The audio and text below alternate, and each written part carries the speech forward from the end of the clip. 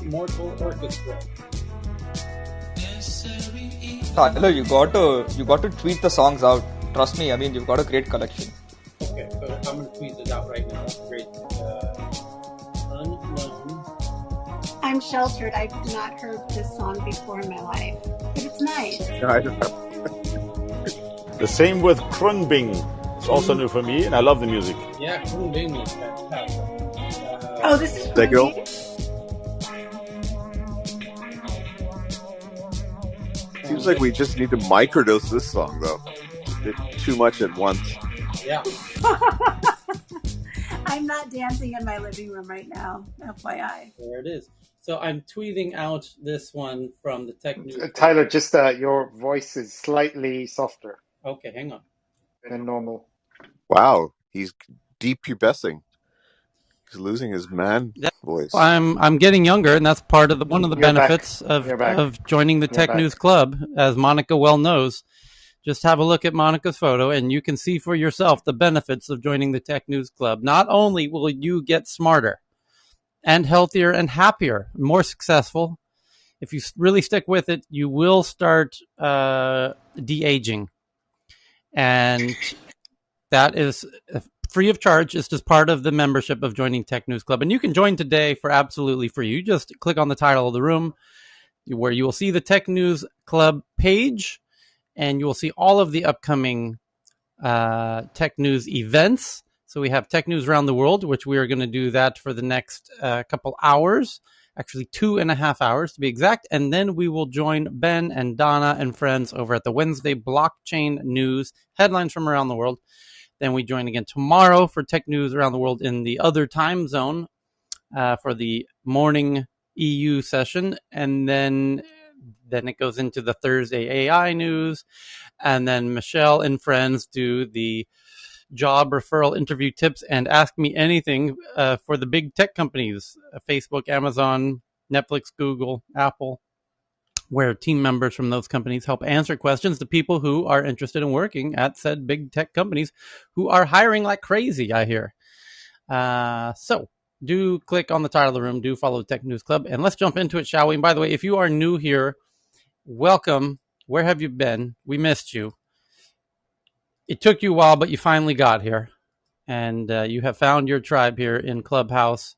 We are the geeks who meet from all over the world. That includes you wherever you happen to be, and we want to hear what's going on in your part of the world, geographically or professionally, and you can let us know by raising your hand and jumping on stage, or, and perhaps more interestingly, you can tweet from your Twitter account any tech headline that you find now during the room or anytime during the day, 24 hours a day. Simply include our Twitter account as part of your tweet, which is very simply TNATW, which if you're one of those really smart cookies, you notice those are the first letters of tech news around the world. And that's truly remarkable. We're still trying to figure out how that happened. But if you look at the title of the room, TNATW are the first letters of tech news around the world. That is also, miraculously, the Twitter account, TNATW.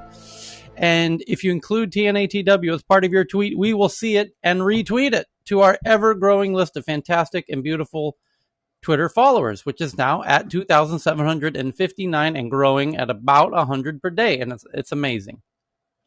I've actually quit smoking because tech news is my new addiction. There you go. I'm actually 74 years old. Oh. It is reversing my aging. I look awesome. I think people lie about their age in the wrong direction, because why would you lie about being younger? If you lie about being older, like, you look awesome. Free compliments. That's just how it works here. We've truly stumbled on the fountain of youth. And let's jump into some of this youth-causing tech headlines. People are sending them in fast and furious on Twitter. I'm retweeting them. Let's see who's first. Here's Ranjit from India, who likes to participate from the audience. We love you, Ranjit. I hope Stockholm's beautiful summer is treating you well. I just retweeted it from the Tech News Twitter account. You can see my retweet of Ranjit. It's got one retweet already. I'll bet you'll have 5 more by the time I finish reading the headline. Apple reportedly explored setting up primary care clinics. Oh shit, y'all. It is getting real. Check this out. This is here. We've been rumoring about this. If you've been following us for the past few weeks, you know big tech is aiming its big guns and its big money at big health. And it's coming with guns blazing. And this is no joke, everybody. It's time to wake up and get serious about this. Let me read you this article. Apple reportedly explored setting up primary care clinics. Apple, with Apple Watch relaying health data to Apple doctors. Why is that interesting? Here's why that's interesting, and I'm glad you asked. Does somebody want to break this down, or do you want me to just jump in head first here? Because I'm likely to blow it. I'm liable to blow a fucking gasket if you get me going. Go for it. Blow it. More aerodynamic hata do. Just go for it. What are you waiting for? I'll put your gasket Somebody back push together it. again. Somebody push it. He's got to jump in. Put those aerodynamics to good use, man. What is going on? Chris was starting a chant. Blow it, blow it. You've lost all that hair for a reason. Okay, here we go. Oh, just do it, man. Here we go. Hey, grab a chair, everybody. Sit down. Uncle Tyler's about to blow a gasket. These big tech companies. Here's what's going on, everybody, and they're doing it in plain sight. Here's what's happening. Big tech, as it's called, Apple, Facebook, Google, Amazon. These companies are so ridiculously big, in large part because of their mastery of data. They are data companies. They take data from all over everywhere. And it really started, if we really tell this story accurately, it started with Google sending their little bots, scouring the entire internet and sucking in everything on every website on the internet. Those uncle sounds, I'm telling you. They sucked it all in, and they indexed it with their super smart little AIs, so that when you do a search, click, click, click, click, click, click, click, for, cowboy hats, all of a sudden it knows the absolute best websites to send you to about cowboy hats. How did they do that? That's goddamn magic, is it not? It's because they sucked in the whole internet through their robots into their system and organized it. They organized all the data of the web. By the way, that was secretly, it's a very well-known secret to anyone who ever worked at Google, or anyone who ever had a friend who worked at Google. Their secret ambition, stated mission, was to organize the world's information. That is the stated, it's like written in big gold italicized 8,000 point font, inside the Google campus. Organize the world's information. That is their stated purpose. That's their mission, to organize the world's information. And now you understand they are a data company. And they are doing that. They are organizing the world's information. And they did it first with all of the websites. But it doesn't stop there, my friends. Oh no. There's more, because the websites is only one little bit of the world's information. Every heartbeat you have, every time you use the toilet, that's information too. And they want to organize your toilet usage. Wow. I'm scared, Uncle Tyler. Hold on. I told you to grab a chair, Michael. Now, hold on. So, y'all, look at here, y'all. So, Apple Health is an app, and they have a watch, and that watch continues to get better and better and better. And the phone that you have in your pocket has a microphone and a camera, and those microphones and cameras get better and better and better. And you cannot imagine the wild and crazy shit they are able to do with the camera on your phone, which, by the way, is getting better every time. And now that the camera is getting better, guess what it can tell from your beautiful face? It can tell by looking into your eye, and we know this. I'm going to reveal to you in just a minute everything it can get from your eye and from your face. From your face, not your eyes. It can tell if your likelihood, with a very high degree of accuracy, if you're homosexual or heterosexual, if you are a Republican or a Democrat. Yes, from your face. Your face. It's a bit romantic if you think about it. It's kind of endearing, yeah.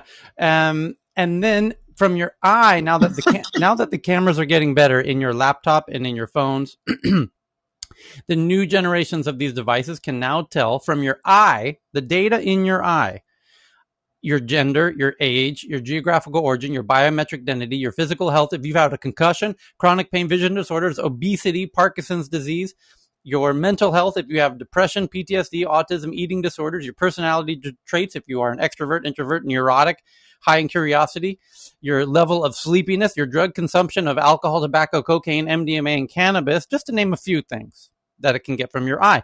With the microphone, They can also it can tell if tell. you're depressed. Say again,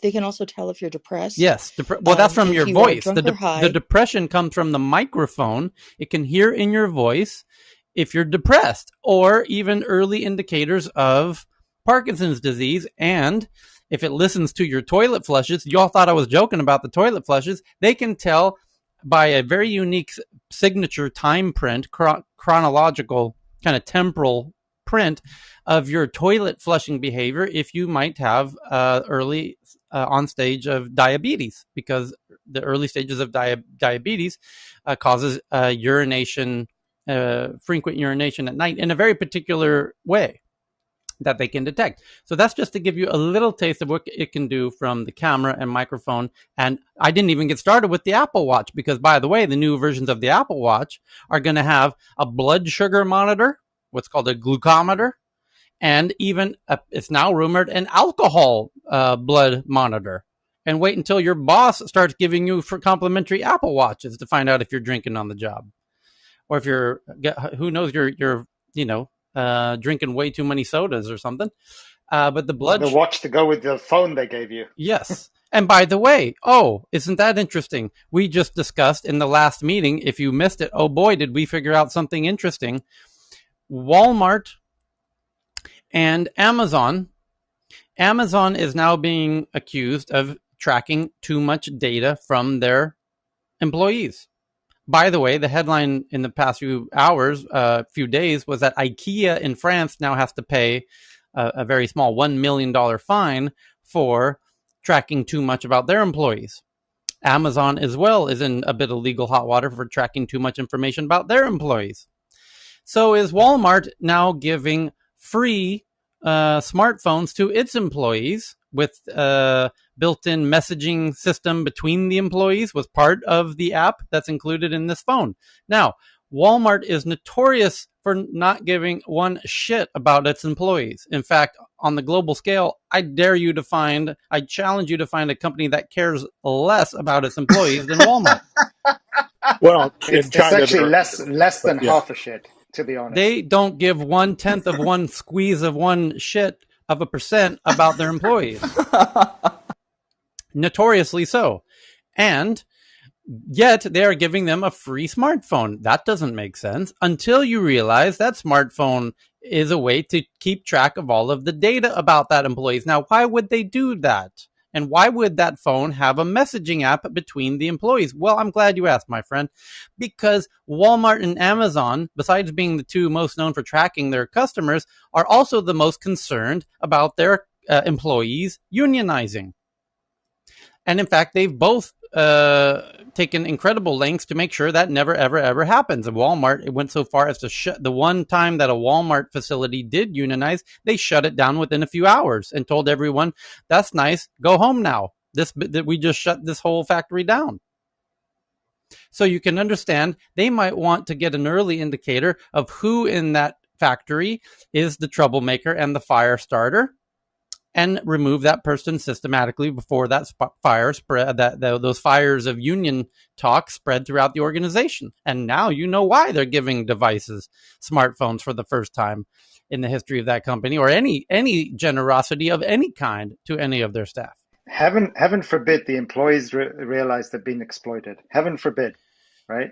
So how can we let that happen? They are not here, so that's not the problem. Yeah, but let's get back to the headline. Apple now reportedly setting up primary care clinics with Apple Watch relaying health data to Apple doctors. That is huge news here. But again, here's why. Heyman?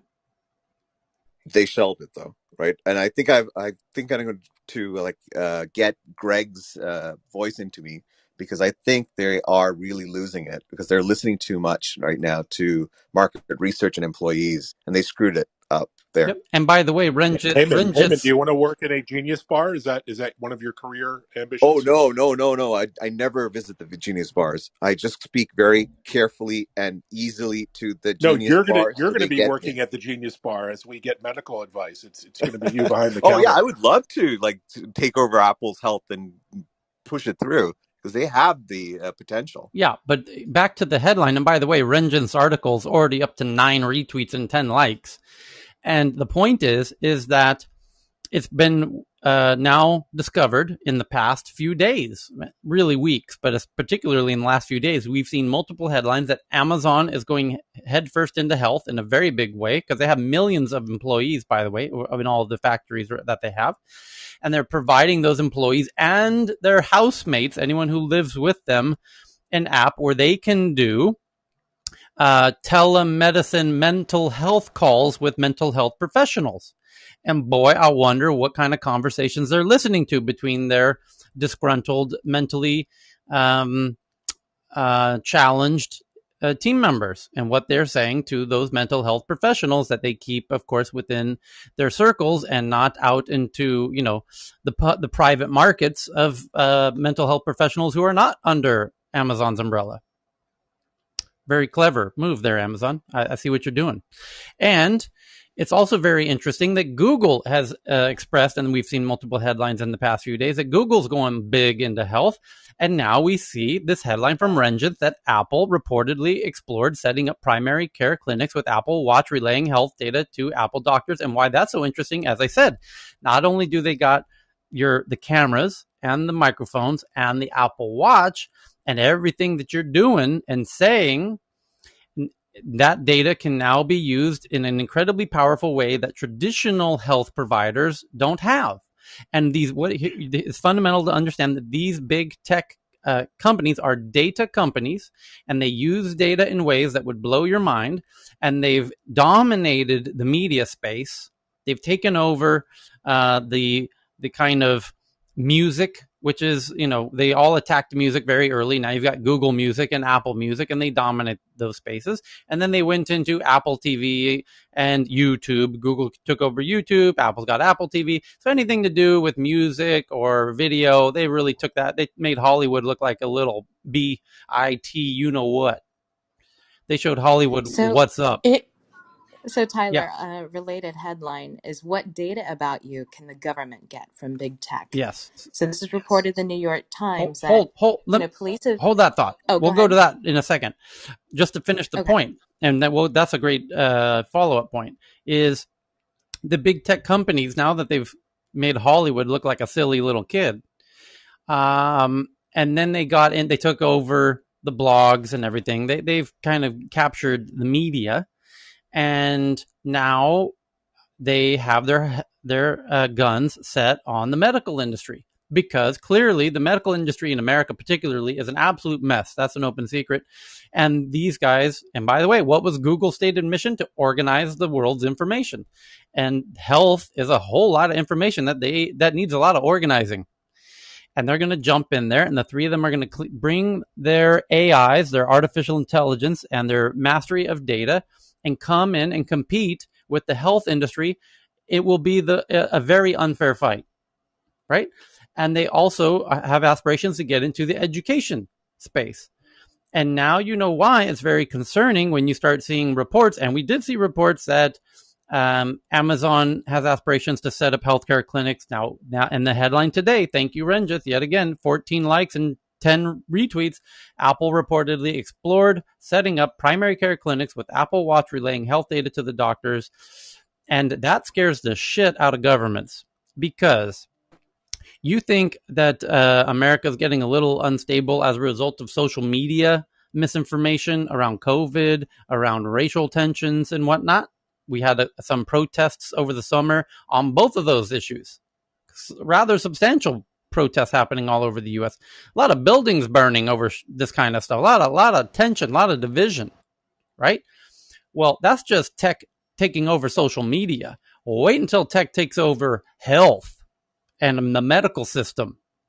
And what happens then? And then is the government in a position to say, hey, you know what? You tech companies need to chill out. And they're like, say what? We control the medical system and the education system. Oh, and by the way, all these satellites bringing internet everywhere, because that's Amazon and SpaceX, are both simultaneously racing to cover the sky with satellites to bring high bandwidth internet to the entire planet, while Google and Facebook are laying all of the fiber optic sea cables and taking over more and more percentage of internet traffic.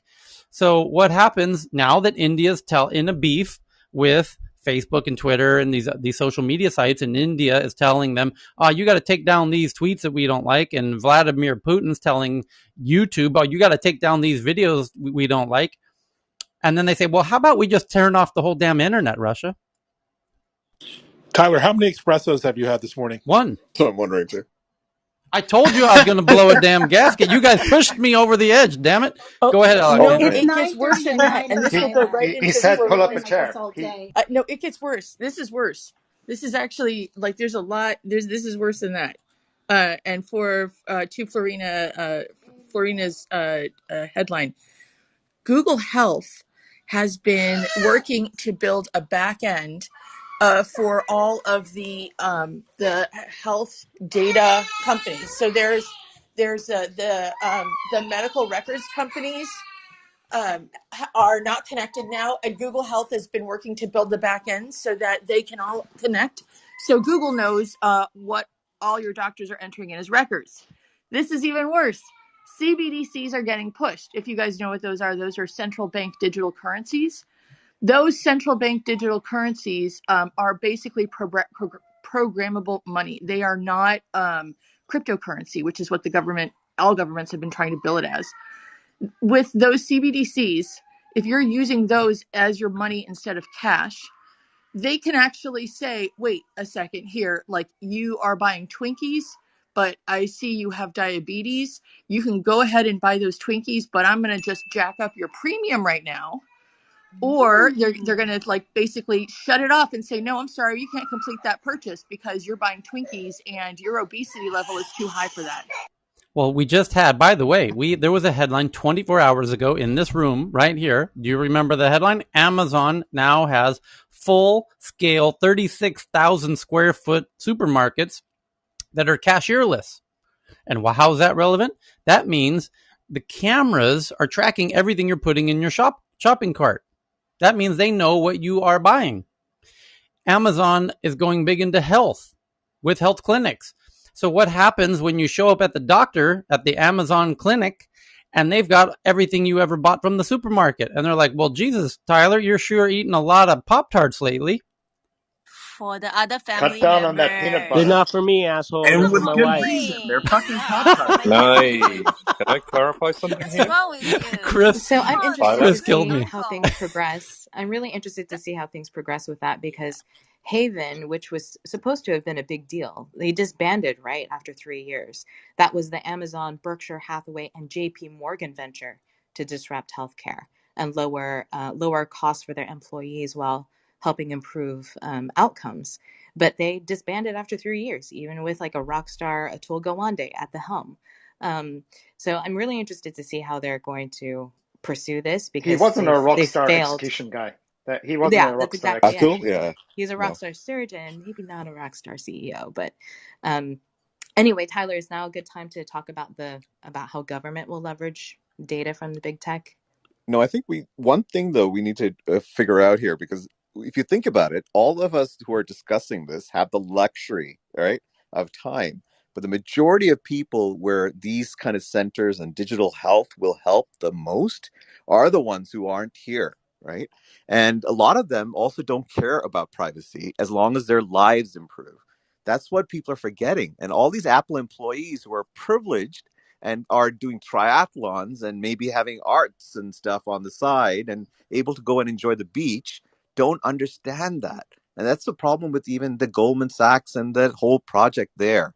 It's that rich people who have the privilege of having an iPhone and having like the time and take vacations and buy good foods are trying to decide healthcare for the rest of us. And that is bad. And that's why these things fail from at their side, their end, because they don't understand that you need to give up a little bit of privacy if you want to improve some of this stuff. Like a lot of people cannot afford to go to Whole Foods and buy food. And I think that's where Amazon got it. I think Amazon's going to kill it. But if Apple doesn't get their act together and just say, look, guys, it's not for you, this health app that we're developing. It's for the majority of people who are having health problems. Like they didn't get affected by the COVID crisis, right? If you think about it, there was no hotspots in San Jose. There was no hotspots in Cupertino. There were hotspots in other areas where there's no tech companies, right? So we have to think outside their silos of worlds where, that's what I think they're failing in. And that's what I think the future of healthcare has Heyman, to may be I say focused on. something? Yeah, of course. Fair point. Thanks. So, Heyman, what you said there is great. It's a fantastic explanation of why some of these things should actually. Sorry, I had a cigarette in my mouth. Should actually be looked at in a positive fashion as well. However, and you're correct, because a lot of people are okay with giving their data away for the price of, for example, the $6 medicines that are now being given in Amazon pharmacies, and these are online prescriptions, right? So that's true, and it should be that way. But the point here is what is the sacrifice in the long run of that, and is Amazon telling everyone who is getting the access to that data? So long as they're clear about it, that's fine. That's great. But when they're not telling everyone where that data is going, how it's being used, how it's being manipulated, and in what masses it's being manipulated, which governments have access to it, which agencies can misuse it, and how they can misuse it, how they can build it into HICOs, how they can build it into FICOs, create dystopia, and clearly use it to, for example, get rid of minorities and get rid of them in systems that cause absolute danger to an entire society, then I think it should be considered. I'll leave it there. Faraz, No, I'm done speaking. you're No, absolutely I right, agree. Faraz. But sorry, go ahead. Who was? Oh, so, just very quickly, the big problem also that's related to that is that the people who end up giving away data are the ones who don't want to pay for apps, right? So we're going to end up with completely bifurcated, and already do, data sets. First is you have most of the data sets of the poor because they will give away their information because they can't pay. And all of the wealthy don't give up their information because they'd rather pay than give up their information. So first you have data sets that are improperly skewed. And then the second thing is that you also have much more known about the people who are least able to protect themselves from abuse and misuse. So I think that is that's one concern that I have that they don't seem to be addressing, because the people who are least able to protect themselves are also the least able to understand the implications of data abuse and misuse, and also how their data is being basically used to supply new information, new innovation. So it's like, I think of like the Henrietta Lacks also, right? So Absolutely. things are getting promoted and created based on their data sets. They get nothing of that, but they are being Absolutely. exploited. I mean, And And that's I, the and I thing. love let's the. just get. Sorry, Sorry, Farina, Faraz. just I mean, let's one second. If just go ahead. Alexandra, I love the fact that you're saying that, because I'm familiar with your story and how you've combined, and you're someone that we should actually, like talk to more frequently, because you come from a world that is clearly, it has shifted. I mean, I came from investment banking, not believing in Bitcoin and crypto, etc. You've combined the world of having worked with government agencies, etc., and now being able to understand the world of crypto and come towards this side, and just being able to explain that entire situation and why you've done that. It's fantastic. I mean, I completely understand where you're coming from on that. Completely agree, 100%, Alexandra. Sorry, Farina, I interrupted. So, I mean, let's just get real. The big carrot that Amazon and Apple and big tech companies dangle, especially in front of the wealthy or the privileged, is convenience. I just came from Seattle, where I experienced the Amazon store, the Amazon brick and mortar bookstore, and it was extremely convenient. The user experience was phenomenal. And unfortunately, for the wealthy and the privileged who are not very well educated on privacy and what big tech companies do with that data precisely, they just defer their decision making to big tech. They would rather have the convenience of just zipping through a store and being told what they should and shouldn't do in terms of their health. So that's another problem, I think. But the gap there is real education around how that data can be exploited. Florina, that experience that you had is celebrated by consultants, gurus. Everyone is Yep. customer-centric innovation. Like, how wonderful are these guys doing that, right? And Yep. from a customer's perspective, yes, it's convenient, but this underlying dark force that's underneath it, right? Exactly. Which is not transparent to everyone. So, perfect point. That's And also, exactly what's going on. Cal, this has not been. This is not something new, right? It's like this has been going on for so long. Everything from the points cards to previous like Nielsen rating. I mean, all this stuff. There has been collection, but now it's all hyper speed, right? Every click, every eyesight, everything is being collected at a fast rate.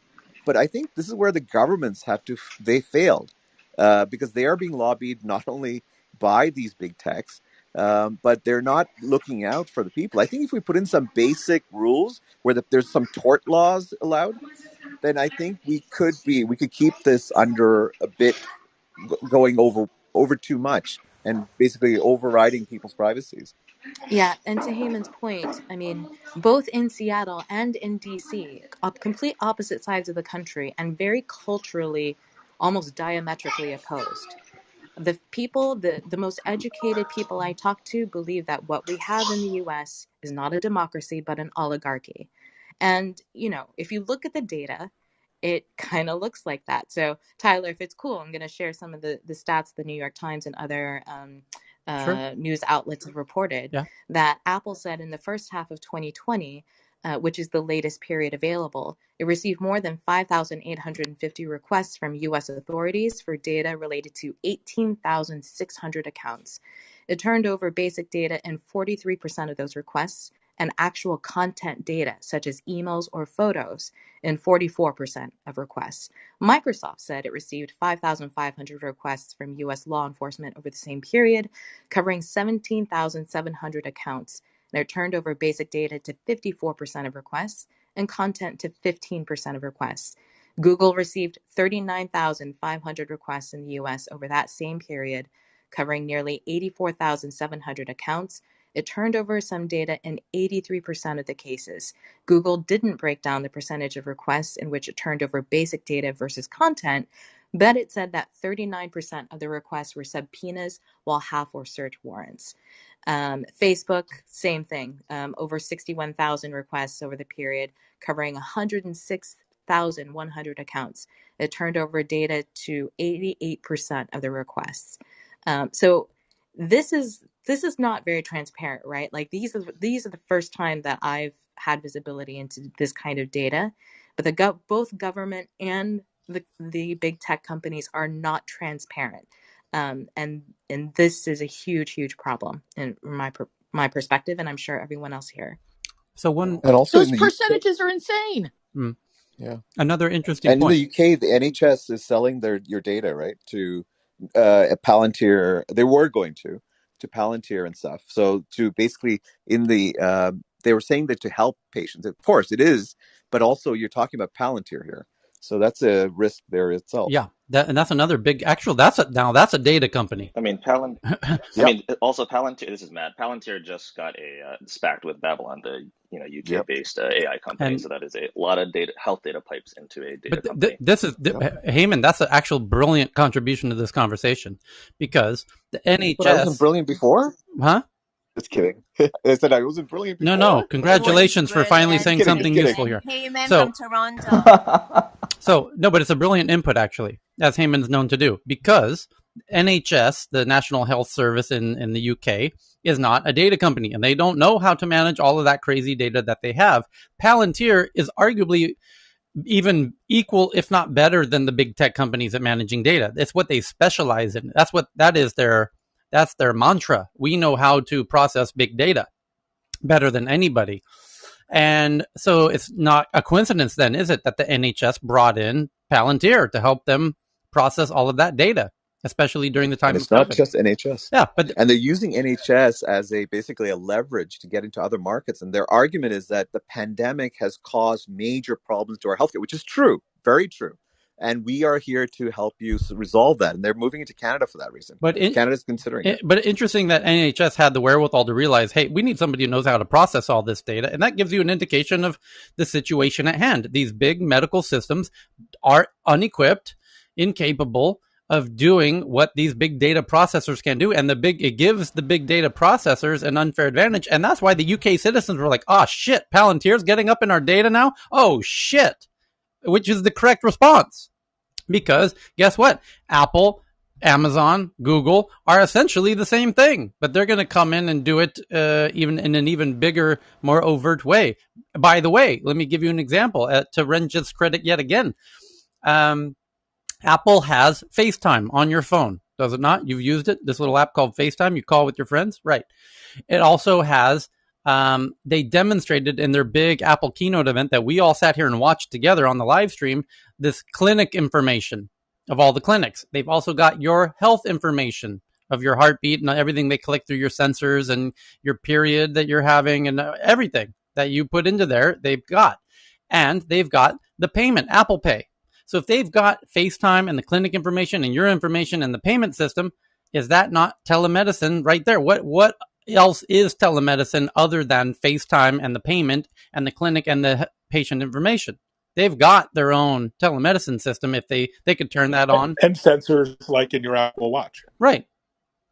So it's they could go into this incredibly quickly because all of the pieces are already there. They just need to snap them together, and they're all sitting right next to each other. So it's super interesting. And again, thank you to Renjith for kicking us off with our first headline. And just remind everybody, I have a question here, Tyler, if you can. You can hold on to that question for one while I finish my sentence. So the all of the headlines, like Renjith, and I should look to see how many retweets he's up to now. What are we up to, Renjith? Up to 11 retweets and 15 likes. Well done. That we retweet out all of these every topic that we talk about here on stage. We share from the Twitter account at TNATW, which again is mysteriously the first letters of tech news around the world. It's quite mysterious. If you can figure out how that happened, please message us and let us know. We're trying to figure it out ourselves. But go over to TNATW on Twitter, follow the Twitter account, and you can see every topic as we do it. And you yourself can send in topics. Just include our Twitter account as part of your tweet. And then we know what you want to share if you're not able to jump up here on stage. So while we were having that discussion, people were sending in all kinds of other information. For example, that the UK watchdog is looking into Apple and Google's dominance of mail phone systems. That was the headline today from Reuters. And the UK joins the US, Japan, and by the way, there was a headline from India today that India is now cracking down on Amazon for their kind of market dominance and monopolistic position, unfair practices in India. So this is becoming a global kind of thing where the governments are cracking down on big tech and even escalating their crackdown on big tech. And by the way, so did China. China has already started cracking down on their big tech companies. And what was the end result of that crackdown, you might ask? Well, Jack Ma is now doing a lot of painting, a lot of oil painting. Is he not, Cal? Yeah. And he's executive chairman of Alibaba's talks to him every day. And I think he has a nice chat with him. He's laying low, as he says. Laying low, they said. That was in the headline in the past 24 hours. Jack Ma, the biggest entrepreneur in China, magically went from planning to do the world's largest IPO to doing some oil painting at home after the crackdown. Is there an ankle bracelet involved? I'm not sure if there's an ankle bracelet needed. I think they have other ways to keep eyes on our friend Jack. I think he's watched. That might be a little redundant. I think they know how to track folks themselves over there. Sense time. Yeah, but it's a really interesting global development. All the governments seem to really understand that it's big tech could eventually, after they take over med tech and health tech and ed tech, they might come for a political tech, and that's when they get together and buy a large part of North America, South America, who knows where, or Mars. Maybe they're going to buy Mars. Yeah, we've Bitcoin. Yes, could they buy Mars? Who would they be buying it from exactly? That's the interesting question. So-called GovTechs. No, but They will the conquer Martians, it themselves. they'll buy it from the Martians. Yes, and I'll give them a good deal if they want to buy Mars. By the way, another perhaps relevant headline, and thank you to there was multiple people who sent this one in from Bloomberg. A really interesting article that I'm tweeting now from the Tech News Twitter account, and you can see this device for yourself. It's a mental health tech physical piece of hardware, and the headline is, can this $110 million helmet unlock the secrets of the mind? Brian Johnson, who made a fortune in online payment processing, aka data baby data, this data dude, sweet data, that sweet data, online payment processing, has spent a lot of time building hardware meant to radically expand science's understanding of the brain's aging and effects on the body. And there you go, another data geek getting in on the health data craze, because that you think financial data is valuable? Wait till you start sucking on that beautiful, sweet health data. Over the next few weeks, a company called Kernel, that was so cringy, will begin a company called Kernel will begin sending guys, get a private room, sending dozens of customers across the US a $50,000 helmet that can, crudely speaking, read their mind. Weighing a couple of pounds each, the helmets contain a nest of sensors and other electronics that measure and analyze a brain's electronic impulses and blood flow at the speed of thought, providing a window into how the organ responds to the world. The basic technology has been around for years, but it's usually found in room-sized machines that can cost millions of dollars and require patients to sit still in the clinical setting. The promise... and you can see this device that we just retweeted from the Tech News Twitter account. It's a very lengthy article, but it does get into how sensors are going to give data to data companies to be used in a very unfair way against the medical industry. And by the way... Hey, Dave, we figured out something about data. Yeah. Dave, what's that? Welcome. Dave. Lost the flow. No, I'm in it. I'm listening. I just got a bit of building work going on in the background. It's all right. I don't want you to hear the drill. I love Good morning, Dave. Good. Morning, Dave. Hey guys. Drop some hair. Did you drop some hair on that comment? So somebody else sent in a related article, and this is a really well placed article here from the New Yorker. Just came out today, and the headline is, "Does tech need a new narrative?" Is in Silicon Valley, disruption is giving way to building. And that's exactly right. The mantra of Silicon Valley, if you had to boil it down to one word, has been for the past 15 years, disruption and disrupting. Tyler, yes. I recommend that you read the article all the way through. Okay. Beyond the headline, Yep. There are just so many great points. Yeah, well, it's just a good... I'm not going to read the whole article right now for everybody. No, I mean, on your own, I'm saying it's just a good lunch. I just retweeted the article from the Tech News Twitter account at TNATW, so anyone who's interested can read it. I'm just going to read the first little bit to give you a taste, so you can choose for yourself if you want to click on that article from our Twitter account and do the deep dive. But this is a really interesting point, that the tech industry main word that it defines itself has been disruption, and it was disrupting Hollywood, and then it was disrupting the banks in fintech, and now it's gonna disrupt the medical system and the education systems. But that's where the problem comes in, because we don't really want these disrupted, we want them fixed. And that's where the headline and the author of this headline, Anna Weiner, actually has a really good point, which if you come guns blazing with your mantra of disrupt the medical system and the ed tech system, now you're going to piss off the politicians, and they're going to say, whoa, cowboy, hold your horses. We don't want this shit disrupted. And they're all from Texas. And so that's why it's a great point that Silicon Valley, metaphorically, geeks globally need to change their narrative from disruption to building. We are builders, and we're going to build some shit, y'all. Let's build ourselves, build back better. We're going to build back better the medical system and the education system. We're here to build stuff, y'all. We're not here to disrupt no more. Those are the old days. So, but really, that is all it takes a lot of the time. I mean, if you think about it, like the wording and the phrasing really truly is absolutely when it comes to the consumer. It's a great point. All it takes is the rebranding. It's a great point.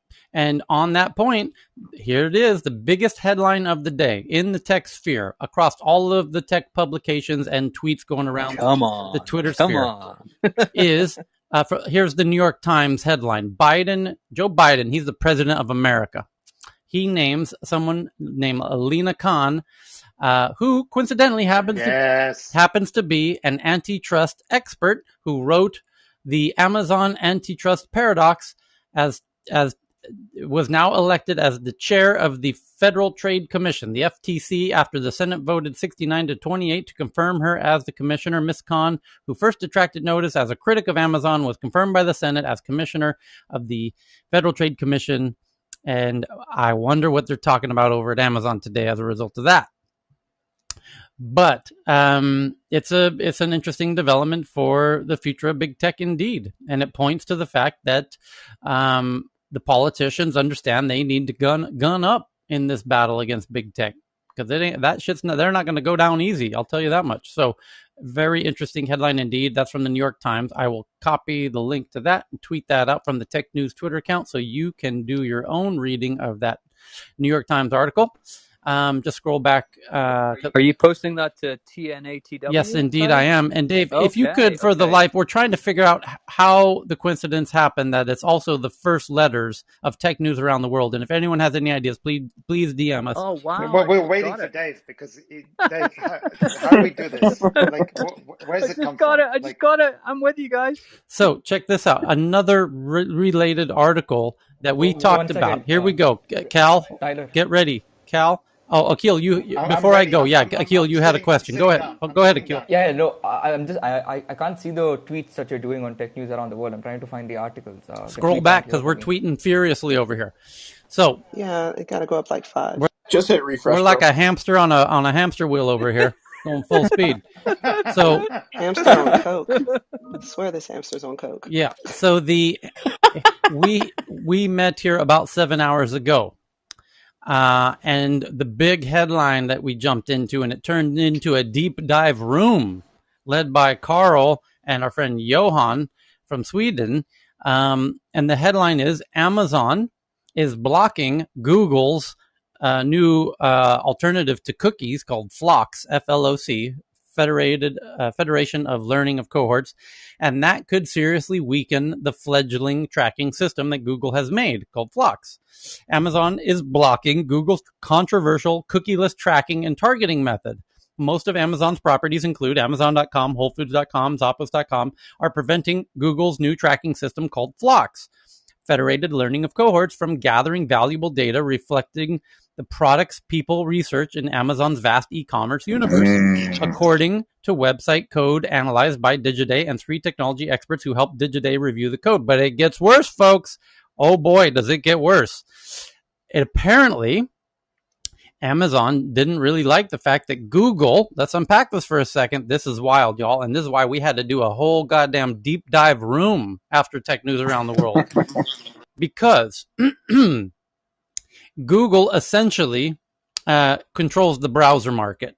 They have a soft monopoly in browsers in Chrome on your laptops, desktop, and on your phone. And then Apple is about second with Safari on your laptops and on your phones. And both of those companies, by the way, are now working overtime to stop sharing all of that juicy trackable cookie data with the likes of Facebook and Amazon and everybody else, and protecting and kind of monopolizing the data that they are able to get and raising the walls of their walled gardens. And to kind of keep it all for themselves. They want all that juicy monetizable data for themselves. And butt hurt. And so did Facebook. And Facebook took out a full page ad in the New York Times saying, Google's a meanie. They took the ball and ran home, mommy. And Facebook, they did. That happened. And Is that not the funniest thing you've heard though? That these digital companies have to go to New York Times to to try to bomb you. complain. But they did. That Yes. happened. And then, by the way, but interesting development that is just breaking today is that, oh, by the way, Amazon decided that, oh, Google, your little new cookie replacements that, we're not going to allow those on our Amazon properties, on Amazon.com and all that, because we don't want you, keeping track of that shit. But it gets far more interesting. Johan, glad to see you're on stage, and Carl as well, who led the deep dive room called Who's Tracking You on the Internet? And the really interesting thing that Johan revealed was that not only is Amazon stopping this Google Flock stuff on their websites, Amazon doesn't have a browser. Amazon's got something even much better. They got Amazon Cloud, and the Amazon Cloud powers about 35-40% of websites of the internet in the Western world. And Amazon, what's called AWS, Amazon Web Services, so all the websites, again, 30-40% of the internet on Amazon's cloud also will not cooperate with Google's new FLOC system. Johan, take it away. Yeah, and what we also found, and I think it was you that brought it up, that actually WordPress, which holds about 40% of all the content on the websites or on the internet, also blocks flocks. We did do a 45 or 50-minute deep dive into this. It ended up being almost as large as this room, and at the top notch, I saw with 330 people that wanted to dive into this. We have had in this tech news tribe, we have had a couple of topics that we tend to think scare people away. And security, where I am located in that sector, tend to be that we thought that we might scare away people. It didn't work so out. But the thing is here, with this Amazon blocking Flock, the thing is that there are a couple of browsers that support Flock, and there are a lot of them that doesn't. The one that support Flock built in, of course, is Google Chrome, but also Microsoft Edge, the new version of Edge, the one that builds on Chromium. But if you run the ungoogled Chromium, you won't have Flock. If you use Brave, Vivaldi, or Opera, you won't have Flock. This is a battle that will go on for quite a while, and they will try to circumvent each other. So let's the dance begin. Johan, done speaking. Thank you, Johan. And indeed, we should do a tech security tech news weekly roundup, because this shit's getting a little crazy. And it'll help everyone keep up to date on this. I'm going to just plow through a whole bunch of headlines and then turn it over to the stage. So if anyone's got stuff to share that I don't cover. The Tiger King. Did you all watch the Tiger King series on Netflix? If you didn't, you should. Of course. It's hysterically Sadly, funny. Absolutely. Be careful. It's highly addicting. It's the crack cocaine of content on Netflix. So there's 2 more projects on it coming out. Yeah. So here's the headline. The Tiger King star, Joe Exotic, is now in jail. As you know, if you get to, by the way, I just ruined the whole end of the series for you. He goes to jail. And now that he's in jail, sorry for the spoiler, but now that he's in jail, he's making some serious coin, y'all. And I mean Bitcoin, because he is printing NFTs from his jail cell and selling those NFTs, auctioning off NFTs and making some serious Bitcoin from behind bars. And what a really interesting development and clever way to monetize your jail time. I just let's retweet this one out for everybody. Thank you. Wait, isn't he making ETH or something like that? Yeah, you would. NFTs are printed on Ethereum, and Alexandra is dotting the I's and crossing the T's and being technically correct, because Ethereums are done NFT license on ETH. The SEC. He should be making license plates. Right. So I'm very excited to see Nicolas Cage's interpretation of Joe Exotic, by the way. Yeah, that's going to be crazy. They're letting him mine ETH in prison? Not mining. He's printing NFTs. Oh, okay. In replacement of the license plates, Dr. I cannot believe, though, that you can. I thought that the computer privileges were restricted. Like you could sell, or you could like. Type of if you're a nice person, they give you time to learn a new language or something. But I love how they. I love how they think. That's some serious power usage to try and mint, and he's got to go upload his digital data, go to a minting system and a platform, and I mean, isn't there? I don't know. In my head, all of my jail knowledge is from TV, so I imagine there's a line of people behind one computer. So I don't know. I can tell you about this because I do the camera systems. So what happens is they only get. Let her do it. Something to say here. One second. Elle, go ahead. You got thank you. Because I actually do the camera system. So what happens is it depends on the type of prison you go to, because there's federal and then there's the actual general ones too, the penitentiaries, which aren't federally run. It depends on what type. It depends on what type of crime you committed for you to get X amount of access to those computers. And you have to think too, they're all, they're not paying any utilities. The utilities comes from the taxpayer. So essentially the taxpayers is the one having to deal with the energy absorption and whatnot. So as long as he's a good inmate, we'll say, he can keep printing. And also too, he probably is, giving some people money on the side just to have that type of level of access. Because remember, you got to keep it continually running in order to do some of that stuff. So that's what generally happens. There's different type of prisons. So, some of them have TV, some of them have cable, especially if you're doing Fed time where you have to do all of it. You live pretty comfortably. I forgot what the name of. I think Club it's called Fed. Club Fed. Thank you, Club Fed. Yes. So yeah, they live comfortably in the prison here in the U.S. Not like in Russia. All right, that's it. Thank you. It's worth saying quickly that he doesn't necessarily have to be doing this himself. The nature of NFTs is that he's basically pinning his mark, his identity against these NFTs and saying, yes, these are mine, these are me, these are genuine, these are worth something. The company, the cryptocurrency company that he's teamed up with, More, they could be doing this, the actual physical creation of them for him, on behalf of him as a representative. So I don't know if he needs to be doing these physically in prison. That makes much more sense because Yeah, now he still has access though. Yeah, I don't want y'all to think these prisoners here in the U.S. Carl hit the nail in the head. Yeah, it's not like on TV. A lot of them live very, very well. I've seen the prisons. They live very well. That's not the case for a lot of them, though. Prisons.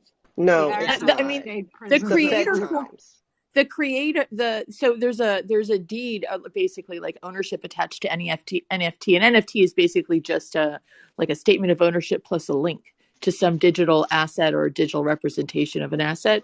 So I think it would actually be more valuable if that creator coin link actually went to a prison computer, right? As opposed to it could be a third party computer because you can mint on any site. And it doesn't necessarily have to come from the platform itself, but that would be pretty, unique, right? If it was like a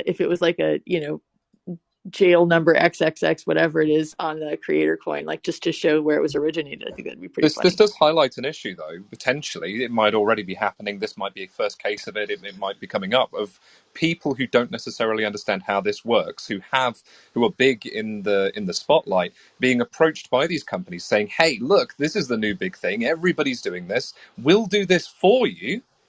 We'll do this for you, and you'll get the meme worth of it and the potential worth of the NFT and whatnot." But not necessarily understanding that they don't hold them. It's the same as the sort of the cryptocurrency thing. Not your keys, not your coin. I wonder if this is an example of that, where he's been approached and they've seen that he is meme worthy and that he is worthwhile. Absolutely, Carl. Yeah, and they've gone in and he doesn't understand this. These are shows. Yeah, that's right, Carl. My biggest question is, what wallet is he using? I think Does he Dr. have Francine a wants to ledger speak. just in jail? Or is it just on a hot wallet on the computer? What wallet is he using for these? Yeah, More have it. The company More have it. Look at does anyone here seriously think Paris Hilton did her own NFT? Somebody always. Yeah, there are going to be companies that are like web design companies used to be, where somebody just does it for you. Actually, Paris Hilton is quite clever. She is a sharp lady, so I would not. I'm sure she is. I'm not saying she's not a smart lady, but I don't think she has the time to sit there and be doing her own NFTs. I think she's got much more important. You think she's other delegating? She has it, people yeah. for that. She has people for that. So here, I just noticed something truly wild, folks. A bunch of people are tweeting in this headline that's breaking right now. And this is truly wild. And the headline itself isn't the wild bit, but let me listen to this. I can't believe this is happening. The articles from CNN, Alexandra just tweeted this in, and Elle both tweeted this in, right? Both of you know what I'm talking about in the past 10 minutes. Yeah. Now, that's not the crazy part. The headline is from CNN, House lawmakers introduce big tech bills that could break up Amazon, Google, and others. Again, the CNN article. CNN, huge outlet, not some far left. Well, some say it's far left. It's not far right. It's not tin hat conspiracy theory, crazy kooky shit. It's super. It's not far. It's not even far left. Right. So, hear me out. That's not the interesting part. So they tweeted it to me, both the people on stage, Alexandra and Elle. What's interesting is Twitter is hiding the link saying the fall. Hold on. I got some weird audio coming in here. What's amazing is Twitter, from time to time, as India well knows, hides some content that it doesn't want people to see. And they say, if you really want to see this content, you have to click it because it might be offensive or untrue or whatever. And for whatever reason, this CNN article that they are sharing about House lawmakers cracking down on big tech is being hidden by Twitter by people who tweet it. So when Elle tweeted it and Alexandra tweeted it, both simultaneously, 1 minute apart, it comes into my feed, but it says I can't see the article they're tweeting at me because it's blocked out, and it says the following media includes potentially sensitive content. I have to click an extra button to say, okay, I'm an adult, I can watch this content. Why is Twitter hiding this article from CNN about House lawmakers cracking down on big tech? That's not even just CNN. It's in the New York Times. Yes, everywhere. It's a huge story. Wait, 1 second. Can you retweet it? I was going to directly DM it to you, but I know you don't check your messages like that. But yeah, I talked about it yesterday in the Facebook room when somebody had a Facebook room when they were talking about the audio. But yeah, it was reported yesterday. I'm going to retweet Alexandra's right now from the Tech News Twitter account. I'm curious if you go to the Tech News Twitter account, if it shows up visible, normal, like a normal tweet, or if it's We'll check. If it's hidden, we'll check. And it says, I'm there now. So for me, it looks like you could see it. Yeah, you can see it for me too. Okay, Tyler. I just tweeted it out. I can see it from Sweden. Okay. Now I can see it. Okay. Yeah. Oftentimes that's in your Twitter settings. There are some things that you might set for your Tyler, own protection. mine says this tweet might include sensitive content. Change settings. There you go. That's what I saw when why would they do that to a CNN article? That's really weird. Well, Tyler, let's try control. Lakeisha, can you see it? You're in Thailand as well. Exactly. I was just thinking it might be so base you location. must have the kitty control on, Tyler. Yeah, Tyler. That's really weird. I can't see it, and I'm sitting in DC. I'm in India and I can see it. Interesting. Yeah, I'm in Canada. I can see it. It I must can be see it in because the Jeff UK. Bezos is naked. But even if we do have the controls up, what's objection of why can't a 5-year-old read this article? Like what's objectionable about this it? brings up the issue with anything where you have some kind of policy and you have the person who's implementing or enforcing policy that has discretion, right? I mean, this is the issue with Twitter. This is the issue with law enforcement. The people on the ground have the ability to make the call, and it affects the rest of us. And so, like, this is the other big case for why AI really needs to be brought in, right? Is that AI would make the decision and know that this isn't kiddie porn or something. This is just an article. But someone in California, I can see it. Someone higher up had to, or someone in between you and the higher ups had to make this decision, and it's now impacting, the appearance of the company, right? And I think this is what really is going to drive the decentralization of all these services. Yep. It's quite concerning, and you can see how we're kind of in a tizzy, and this is why, people in India, when they were tweeting about, resign Modi on either Facebook or Twitter, or in Palestine, when they're tweeting free Palestine and things start getting blocked, people get very antsy very quickly about content being hidden. Well, the worst thing is I have a theory regarding just this page from the CNN edition. The thing is that if you scroll down, you will find nudity to some extent. There's a lot of articles if you scroll down. So it might not be that it is the article we link to. It might be that the information on the page actually have PG-18 on them lower down, because there are Kardashians doing things in clips there. Johan, I have different articles suggested for me when I scroll down. Yeah, that right there. This is the whole problem. We don't have transparency into the rules. I mean, that's the issue. But but Evan, Evan, you know social ads? media though. I mean, you agree? Do you not that they're not in a position to ever let us really look into the box of the algorithm? And by the way, it would be too complex. We don't know. Right. We know nothing. Instagram came out with a description of their algorithm and how it works that was more confusing than anything I would have imagined, with hundreds of different inputs. No, they said Evan, they said thousands. They claimed they had thousands of inputs. So imagine how many Twitter has. You know? Yeah. So isn't this interesting? Because this means now that your targeted ad network can affect your access to stories because of what's embedded in the news article. Yeah. So check this out. Carl just sent in an update on the Tiger King. There's an article from TMZ in the U.S., which is for those who, does everyone know what TMZ is outside of the U.S.? No? TMZ. I grew up on it. TMZ covers everything that's coming out of Hollywood, essentially pop. You know, all of it's basically paparazzi and just gossip stories. They've got hidden, behind the scenes shit. Anytime a celebrity is going in or out of a restaurant, they're there with a microphone straight up their face, you know, being like asking the tough questions. So, Michael, you must know them pretty well. Yeah, they're usually hiding behind palm trees. I was actually about to say they're very. Tyler uses the word celebrity very loosely. I've been on TMZ 3 times, and I'm a D-lister, so. Yeah. So Carl just tweeted out an article from TMZ. I just retweeted it from the Tech News Twitter account at TNATW. And it says that Joe Exotic, the star of the Tiger King, is launching his own cannabis line straight out of prison. The same day. He's busy, man. I was just about to ask whether he can leverage on NFT to sell drugs. So he's been busy there behind bars. I guess he's on good behavior. I'm really curious to see what runs in the guy's head. Nothing. You know that Carol Baskin is on Clubhouse. Carol Baskin's on. Yes, she is. You can. He's she like follows Donald me. Trump. He's just like Donald Trump. So he's a brand, and he sells the license to his brand. Right. He's a brander. He's a brand builder. Tyler, when are you going to start Tech News Around the World on Spotify? They launched their audio app today. Oh, did it start today? That's right. Oh, yes.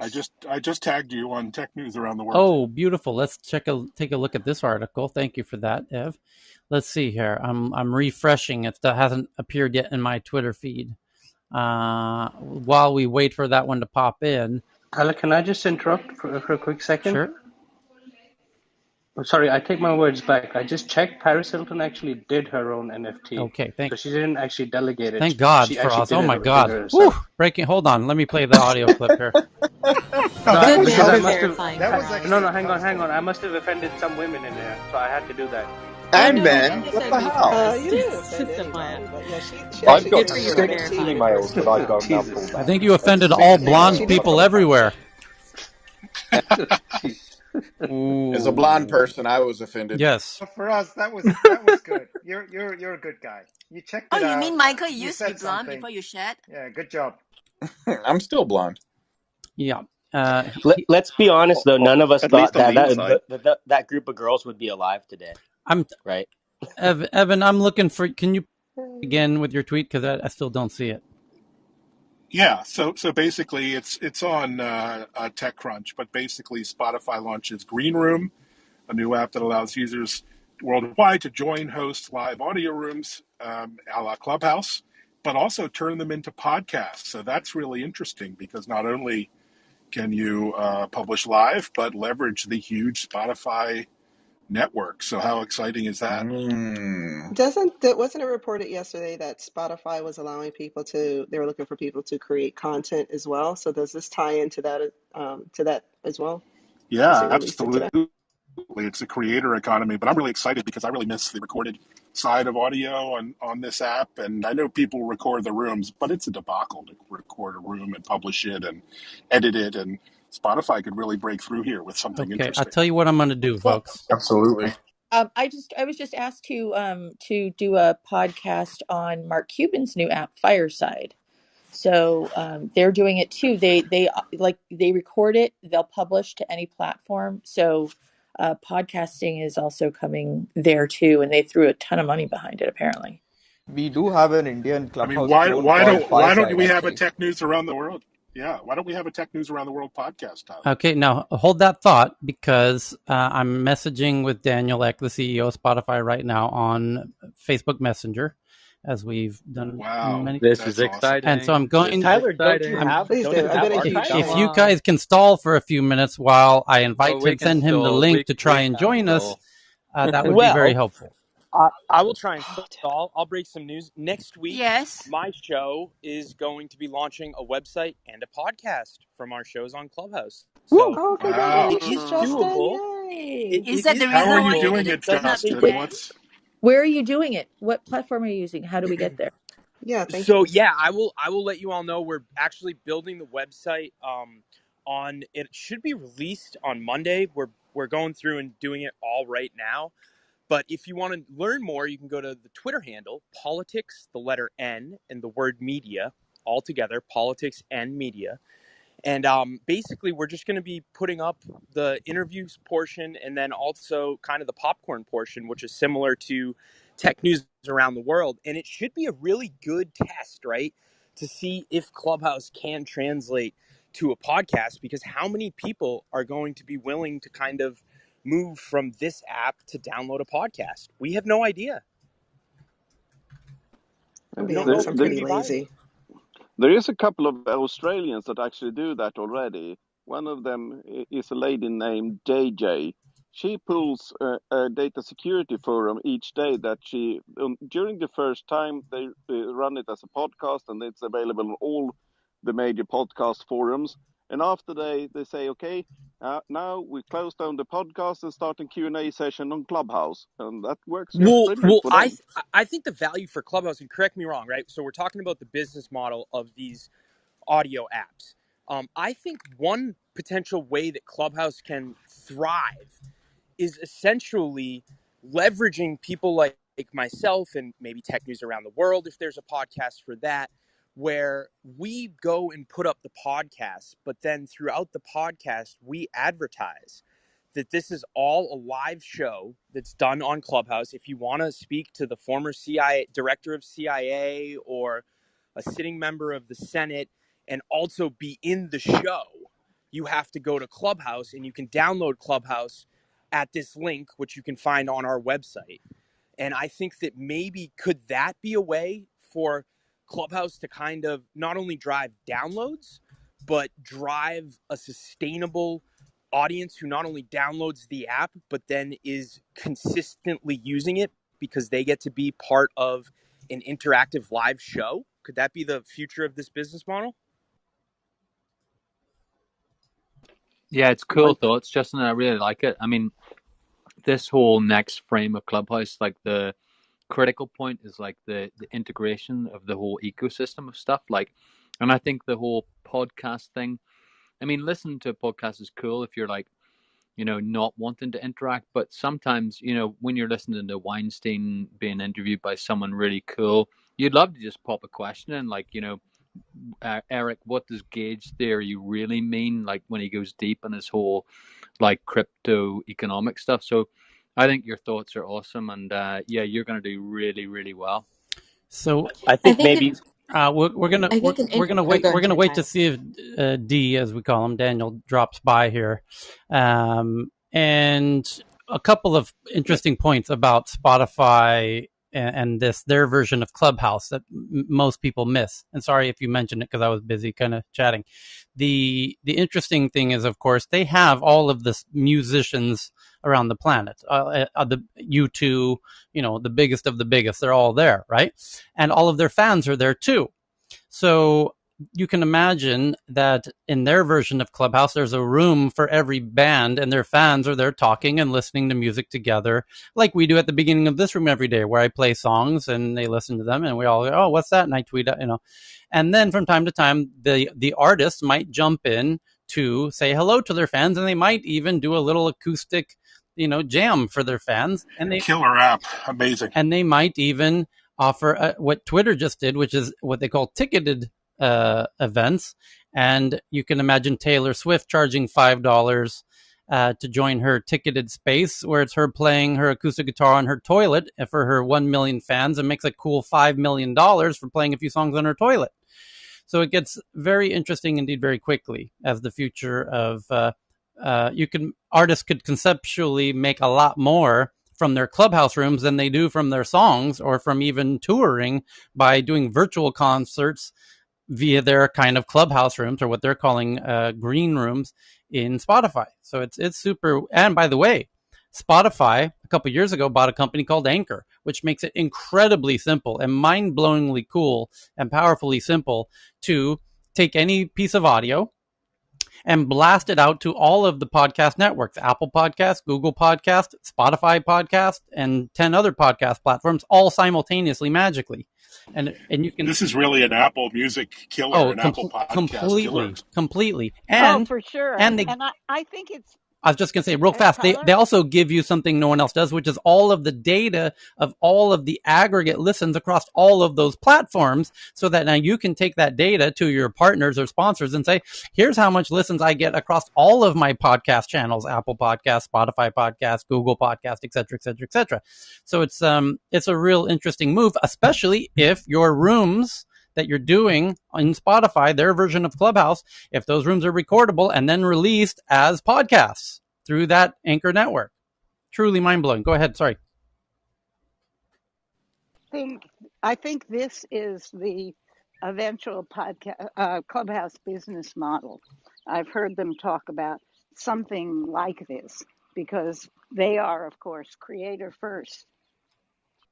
Yeah, that's a great Spotify has such an amazing reach. And Tyler, what do you think about the lawsuit between Spotify and Apple in Europe? Yep. Won't that tie into this? One other interesting thing is Spotify has an ad network built in. So of course there's paid Spotify, where people pay, $10 a month or $2 a month, depending on where you live in the world.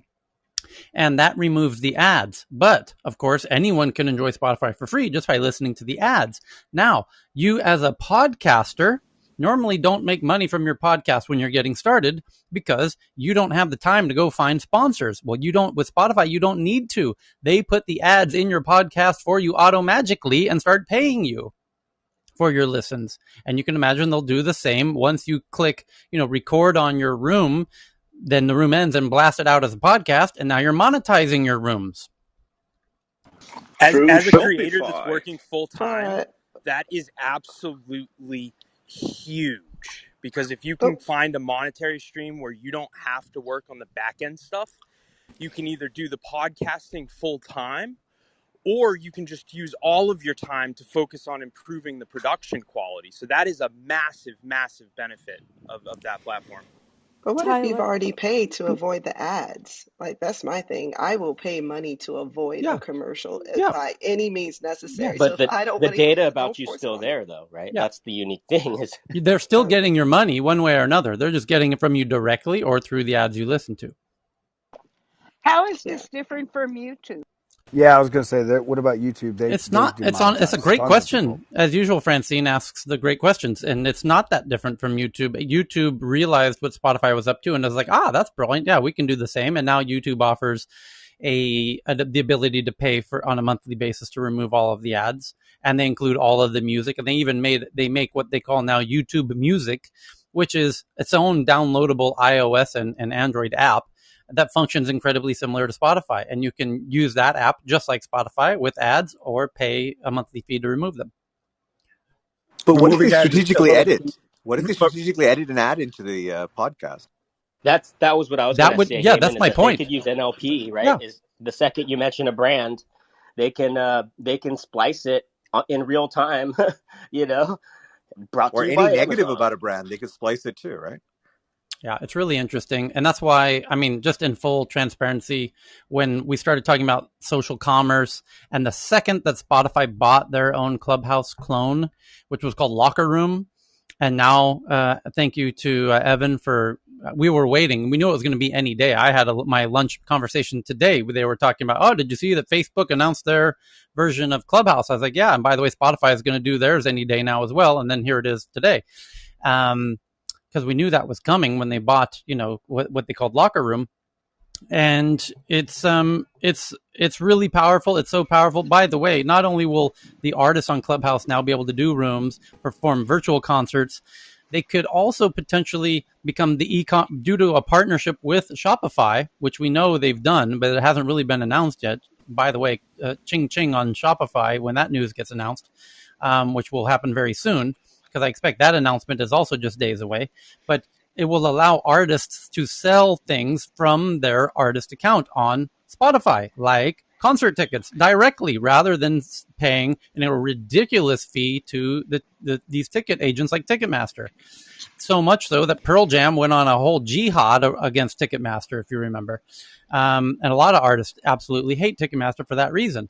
So if artists are able to sell tickets directly, that's an absolute game changer for their upcoming tours, or do the virtual concerts, as we talked about, or sell their own physical merchandise through their Shopify accounts, which would be huge because a lot of bands make a lot of their revenue from selling their T-shirts and merch and all that. Merchandise is short for merchandise. And then lastly, virtual merch. As we're talking about Joe Exotic selling NFTs from jail, why can't Jay-Z and Beyonce sell NFTs from Spotify? And of course they can. They can sell virtual goods, real merch, and virtual merch. And now you've got all kinds of ways for artists to monetize inside. Let alone, imagine if, in the same way that Instagram in the past couple of days has announced that Instagram's going to allow for stores, and they're basically little hidden, well-disguised little Shopify stores inside of Instagram, and they're going to match your little store, your flower shop, cake shop, shoe shop, with Instagram influencers who are going to drive traffic to your somewhat hidden cake shop, shoe shop, flower shop, and they're going to take a little commission. Imagine that the creators on Spotify could do the same, where they will receive all kinds of opportunities to promote stuff to their fans. In addition to selling their own merch and their own physical goods and their own virtual goods, why couldn't they sell other goods that they are fans of, if their favorite shoe that they like, or their partnership they did with some clothing brand or whatever else, and monetize that as well? Yes, go ahead. Tyler, I was just going to say, coming from a SiriusXM perspective, this is exactly why we rebranded as SXM Media, to go the advertising route, because there is so much to be done. And I think something that's interesting that we're going to start seeing, and it's not just Spotify, Sirius, but the Amazons, the Googles, the Facebooks, that there is so much, to your point, you discuss about the data. Depending on what data we can get and when is how we're going to go the direction of what our next initiatives are going to be. And just to talk about yesterday, I apologize, I was in a meeting, so I don't know if we discussed Facebook and their audio yesterday.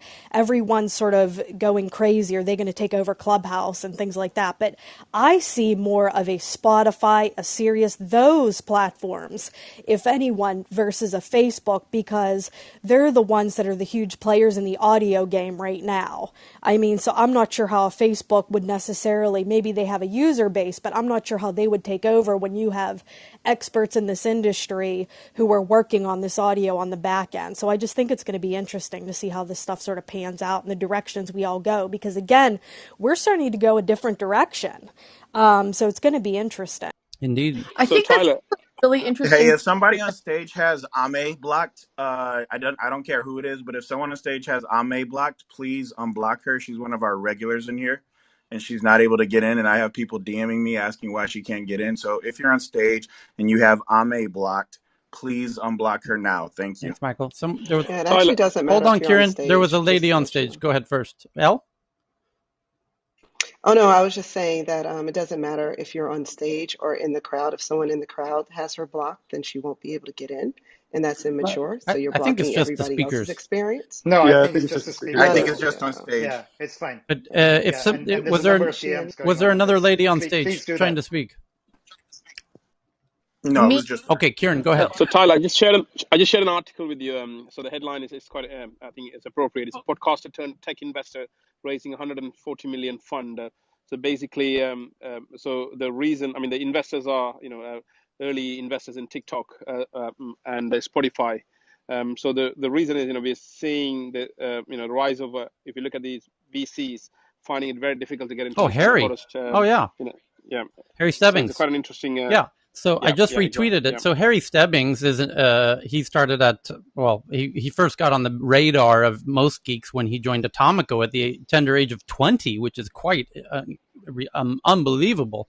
Atomico is one of the best VC firms, in the very very very top VC firms in Europe, by the way, led by Nicholas Zenstrom, who I can't speak highly enough about.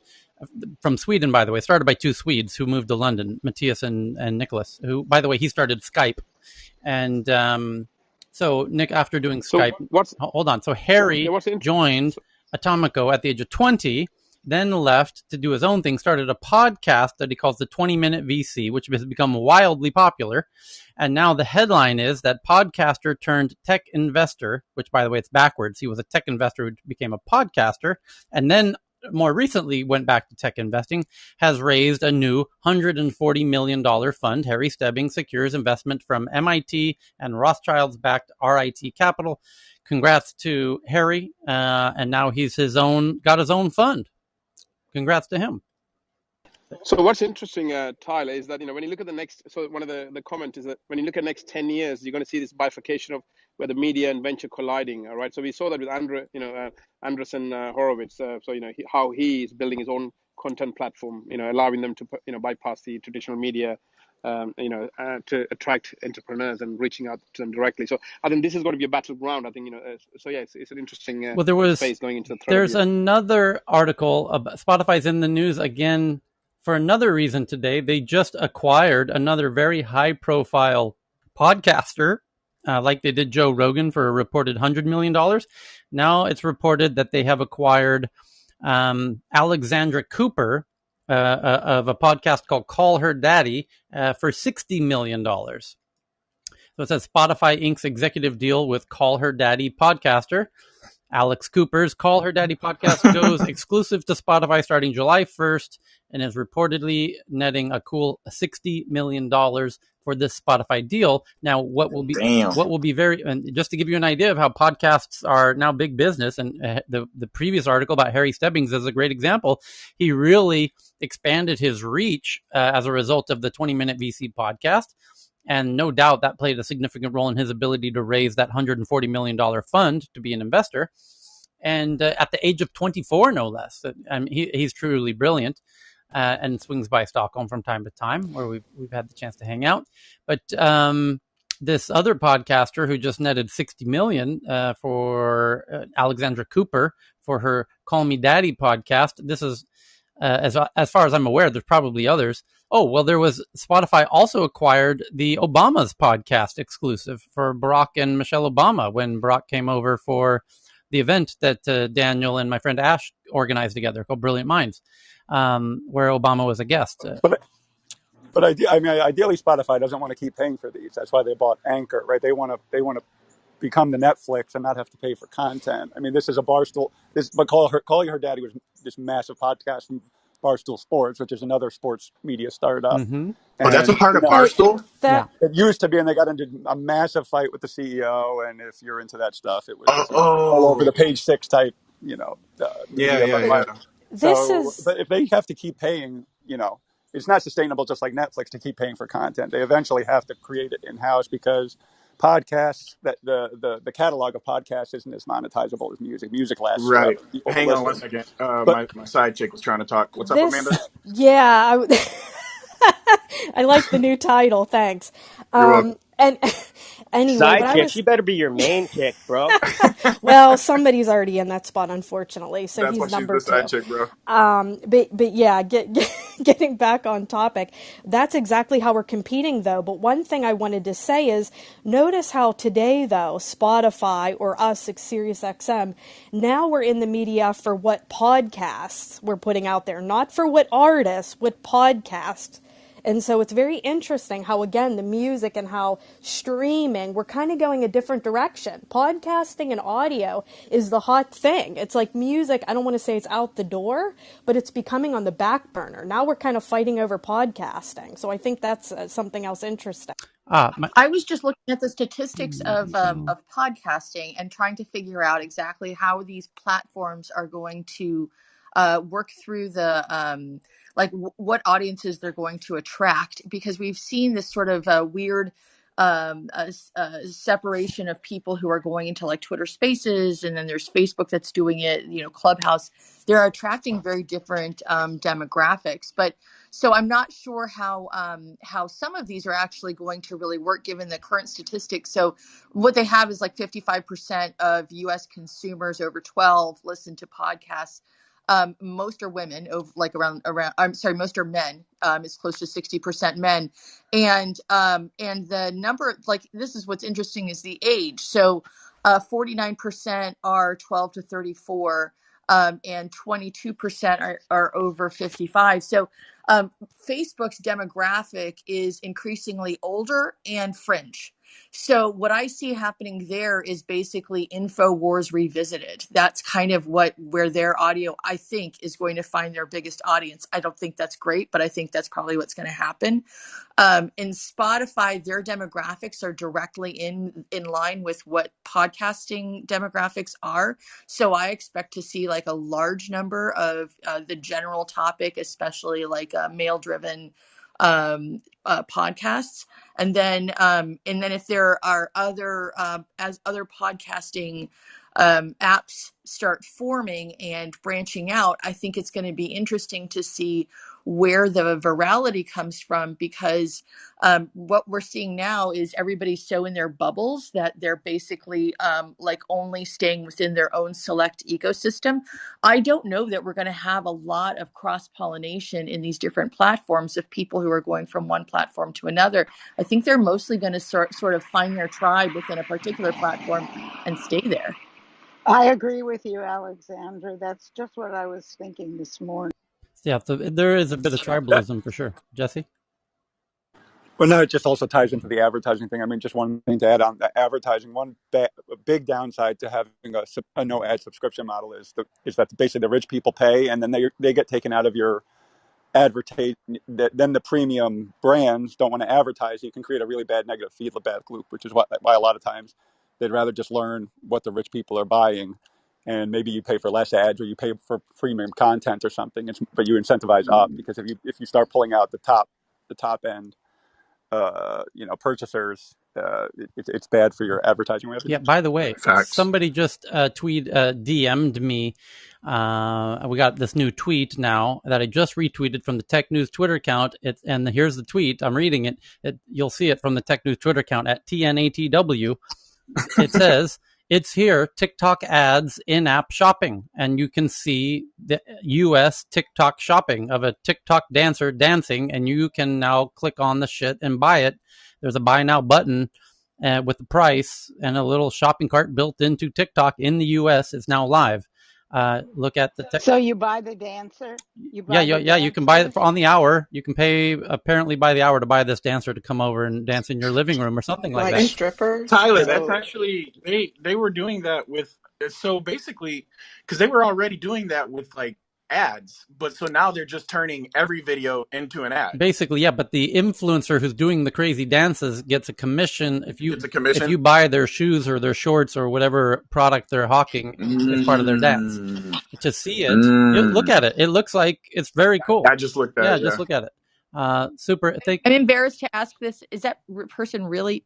Were you serious about that person? Actually, you could hire them. No, that Or was is a joke. No, you. like, No, did I I miss was that? kidding. What happened Yeah. there? I was Sorry. No, hoping it I wasn't was It's right just kidding. to that's what offend. we call wishful Okay. thinking. No, that you can buy the products that they are wearing, not No, actually. Tyler, I think that's called OnlyFans. I Yeah, think that's OnlyFans. .com. Yeah. Yeah, OnlyFans. And that's a whole other Karen. booming part of the web. Wait till we get to VR with OnlyFans. Oh boy, that's going to get a little crazy. Tyler, I tweeted you something Okay, about the researchers being able to take still images and making them move. It's part of the deep fake, but for some reason it's not appearing on the page, so I don't know what's going on. that's weird. It's like it's being blocked.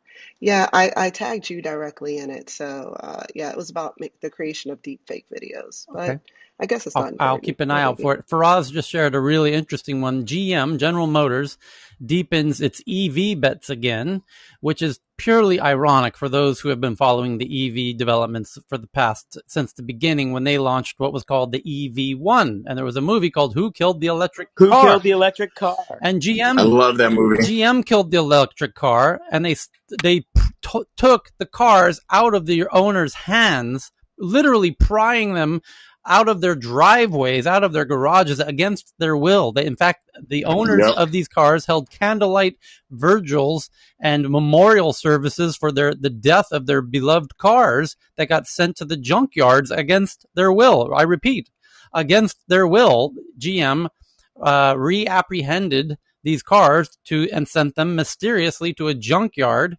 to be crushed.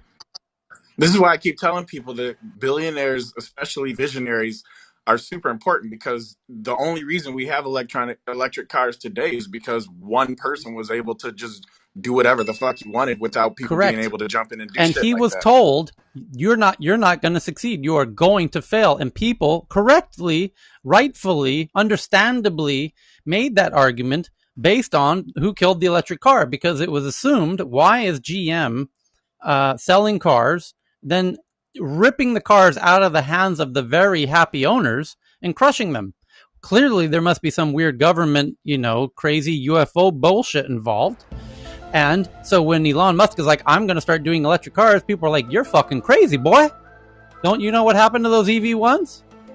And he said, yeah, well, I'm going to do it anyways. And that's why Michael's right. No one had the crazy gumption to go and try and do this, because it was assumed there's, the deep state or the Illuminati or the Freemasons or somebody are going to come and take these cars and take them off to the junkyard. It's really wild. And the fact that GM is now back in the EV game is truly the most ironic headline I've seen in quite a while. Isn't that a They, So fucking trip? Tyler, you know what it Tyler, not if I is? only may, if I Yeah. may, there's so if you recall, there was an earlier discussion around this a couple of weeks ago, I think, when GM had won the contract for a particular state in the Middle East to launch their autonomous vehicles with the Roads and Transport Authority.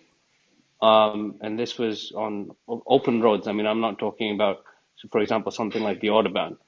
And there was other gentlemen in here that were clearly not agreeing with autonomous vehicles and their potential for, non-smart cities to be able to use autonomous vehicles. Now, the interesting part is that that particular state has the most number of Teslas in the world operating in it. And Tesla has their own autonomous vehicles, and every other electric vehicle is working, from what I know, on autonomous vehicles. GM's Cruise is the one that's been picked. And then GM's autonomous vehicles are the ones that's being picked. And from the figures that I know, GM is the one that's spending the most amount of money to make autonomous vehicles at this current moment. Yeah. So from what it looks like, GM is the biggest mover in this space, trying to get into autonomous, and the particular states that they're focused on is Middle East in particular. I'll stop there. Yeah. And I think it's probably because big oil has figured out how to get at the hydrogen. So, I mean, remember, there's always, like in the thing I've learned here in Clubhouse, and it's You've hit always, the nail in the head, Chris. You've hit the it's like nail in the Southern head. With Vision California, Southern, 2030, yeah, the subways in Southern California got ruined by the tire companies, right? I'm sorry, I'm not fully describing that because it got taught, relayed to me, but it's this vested interest. So I think oil companies have figured out how to get to the hydrogen because oil has more hydrogen than anything. Hello. there we go. So it's the sovereign wealth funds out of the Middle East. if you just look through headlines and just Google them, the sovereign wealth funds out of the Middle East are making some of the largest investments in hydrogen related. I think there's blue, green. Forgive my ignorance. Blue and green hydrogen, blue hydrogen investments, green hydrogen investments, also all sorts of hydrogen investments, all sorts of green investments. Major green investments are coming out of sovereign wealth funds for Vision 2030, in line with KSA, in line with UAE and Faraz, everyone else. Guys, but you're missing the underlying message though here, because Biden announced a $174 billion electric vehicle plan for Michigan, right? And this is a job creation plan. So all these comments by GM is basically secondary to that. But Faraz, Right. help me understand one thing, would you? And you certainly know firsthand the sovereign wealth funds in the Middle East. Why is that is not, that doesn't quite make sense on the surface level, and I'm hoping you can help us understand the kind of counterintuitiveness of this, that the Middle East, which is apparently very rich with oil, is so interested in investing in hydrogen and diversifying off of their base, which is oil essentially. Can you help us understand why are they so interested in hydrogen? Well, because I mean, oil is one thing, and yes, certain states in the Middle East do make a lot of money from oil, especially if you look at the Kingdom of Saudi Arabia and what it costs them to extract oil, and then the price that if you look at the analysts that are predicting the price of oil today, they're thinking of crude being at $100 per barrel, and that's fine, but they also understand the value of the future, and they understand that there's a very high chance that in the future hydrogen might be the new oil. So And and the finest minds in the world, to be very honest, but due respect to every nation, from every nation in the world, be it the West, be it the United States, be it China, be it Australia, be it whatnot, have been hired and brought out here to work with these sovereign wealth funds and help them understand how they can hedge their bets accordingly. Okay. And they're placing their bets. They already have their bets placed in because oil, and they're now placing their bets in the because future. oil is hydrogen. Right. Because hydrocarbons are like I think like in a hydrocarbon chain, there's probably 20 to 30 hydrogens in that chain. So once they can rip that hydrogen off the oil, you got decarbonization, right? And you have hydrogen that's available because all you have is hydrogen and carbon. If you pull the carbon out of the loop, it's not going into the atmosphere. They could possibly take that carbon and use that as carbon capture credit. So I don't know. Yeah, but I wish let me give you another one. Let me give you another one, about Tyler. hydrogen fuel cell cars that BMW is getting into now. Everyone's They're getting just into testing on public roads. Toyota's really going into it. Yep. Let me give you But another did you one, see a that major Honda one. just stopped their hydrogen testing? So, but what essentially for us to summarize, the Middle East wants to be the Middle East of hydrogen. They want to keep. Bang on. Yeah, got it. Bang on. Thank you for. And the Middle East includes Israel as well. And I'm sure you know who Talman Marco is, correct? I don't. That's So Talman Marco was the original founder of Viber, if everyone remembers Viber. Yeah, VIBER. Back in the day. Yeah. Right. So he was the original founder of Viber, and then after that he went silent for a number of years. Guess what he's working on right now in Israel, and has no shortage of funding for. Teletubbies. He's working on hydrogen projects. Oh, okay. I wouldn't have guessed that. And he's being backed by Israel. Okay. Yeah, and I was hoping for airships, but it has no need for funding. Trust me, Yeah. no need for funding. Israel is backing the guy 100%. Well, speaking of someone who doesn't need funding, Messeret Mama Warner just tweeted in. Somebody just raised $1 billion at $1 billion valuation, a new social messaging app, which we all know we need more social messaging apps, right? It's called IRL. Popular with teenagers, messaging app just raised $170 million at over $1 billion valuation. Welcome to the Unicorn Club. IRL, another social messaging app. I can't wait to download it myself. How about you guys? So, well, I'm in actually real going to do life, it right now and find out what IRL? the fuck it is. Yep. Good morning, Ame. Good morning, Jennifer. Just saw y'all down there. And by the way, Evan just sent That is in correct. a humdinger of an article that I just retweeted as well about iOS. Apple reveals just how far health has come and how much further it can go. Apple VP of Technology Kevin Lynch charts a path from Apple Watch's early days to the sophistication of health today. And this really definitely helps confirm. You can go ahead and read the article from TechCrunch where it dives into what's coming up in the new version of the Apple Watch operating system and the new version of the iPhone operating system. And health plays a very big role as a very substantial upgrade of the. And earpods, which I wasn't thinking of. Earpods are the new digital health device. How so? Well, because in your ear, there's a lot of data points that are valuable for monitoring health, wellness, temperature, blood pressure. Oh, And interesting. so future capabilities will be built into your Oh, Jesus. earpods Wait or a minute. Are AirPods. you So, saying yeah. that these companies are going to start putting more sensors all up in our ears and taking our temperature and all kinds of sensitive That's data? sweet, sweet data. Oh, and by the way, We went through Hey, this. Do you Tyler, remember that's Paul? where we started, didn't we?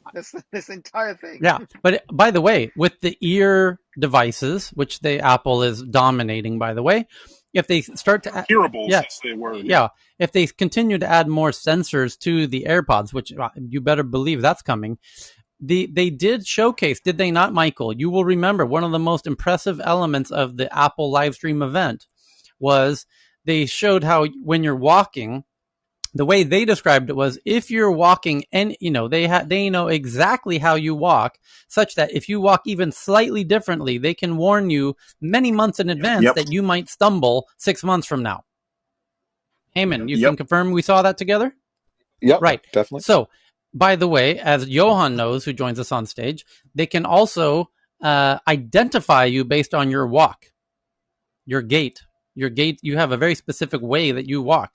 And if someone else steals your phone and puts their phone in their pocket, your phone could know that someone else has your phone in their pocket based on the way they are walking is different from the way you walk, because they can tell a minuscule change in your walk that you yourself cannot detect, that the phone can detect, that can warn you that your gait has changed in a way you're not even aware of, that indicates that you might stumble and your balance might not be as good as it once was because you're aging or whatever. And you might, 6 months from now, you might actually fall down because your gait has changed oh so minusculely.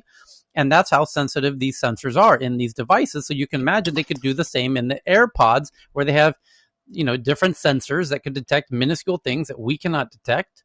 And that's It's yeah. It's not how sensitive the sensors are. It's just the combination of machine learning too, right? Because these sensors give us some basic data points that are combined together, and with a comparison to a normal population, that they've collected all this data. So now they could actually say this is most likely to represent. It's not clearly or definitively, but it's clear, more or less, most likely.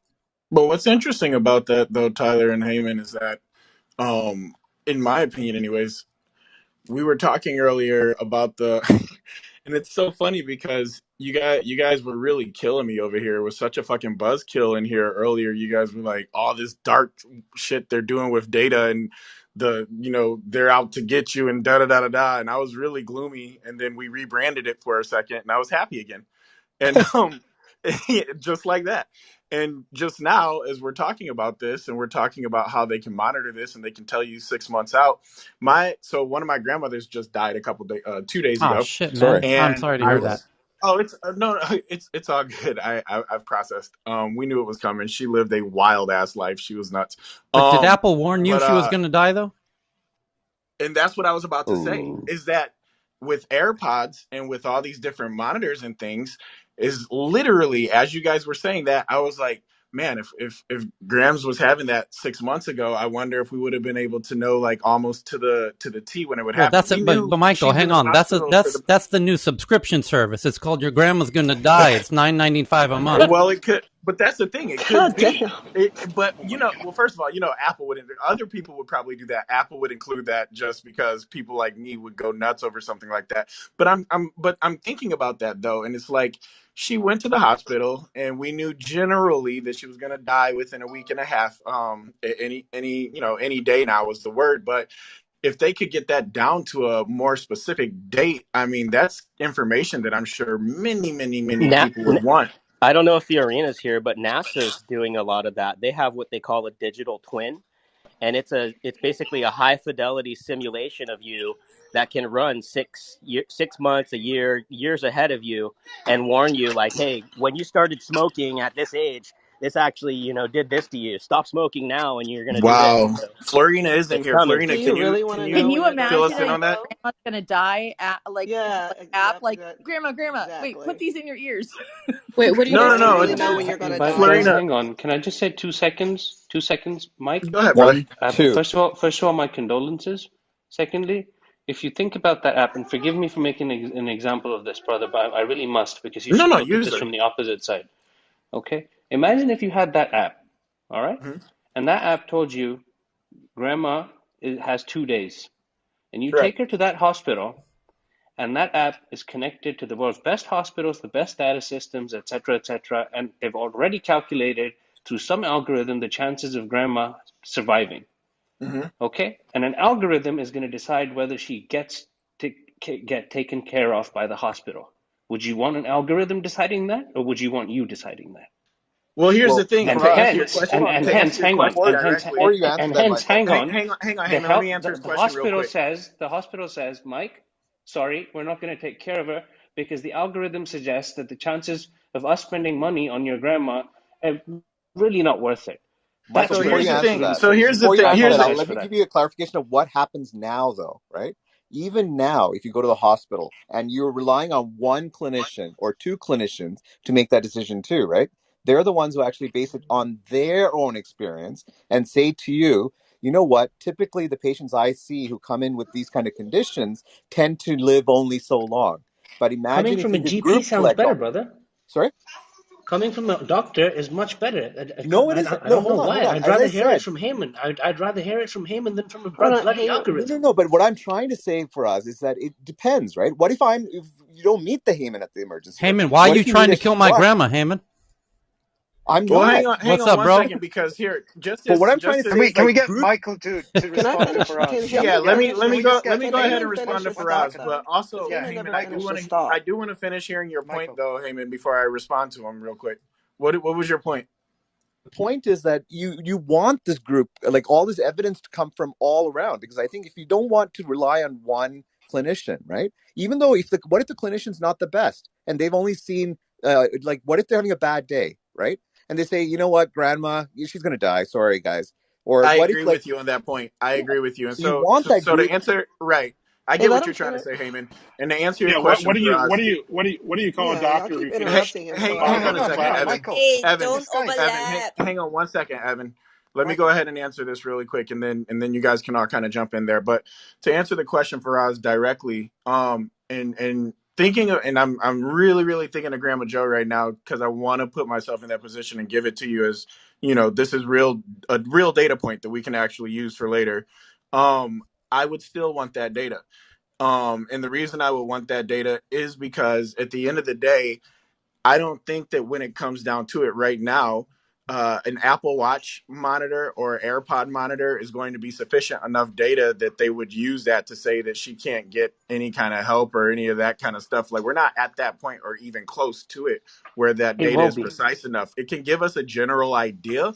And I was talking more along the lines of if I'm a family member, for example, to your point, Faraz, I live in Los Angeles. I'm the only person in my family in Los Angeles. The rest of my Yes, brother. family is in Florida and in Michigan and in Atlanta and New York and Maine. So Yes, I'm brother. in Los Angeles, and if I find out because of her Apple Watch that she only has a couple weeks to live, that gives me an opportunity to fly back to the East Coast and see her before she passes Exactly. that may not have been there before. So whether or not all the doctor stuff and all that, I get that. But just on a personal level, as a human being who wants to see his fucking grandma before she passes, Yeah. it would have been nice to just have a heads up that was around the corner. Sure. Here's So another thing though, is just the last please month just of let me finish. I apologize. Please just let me finish, Mike.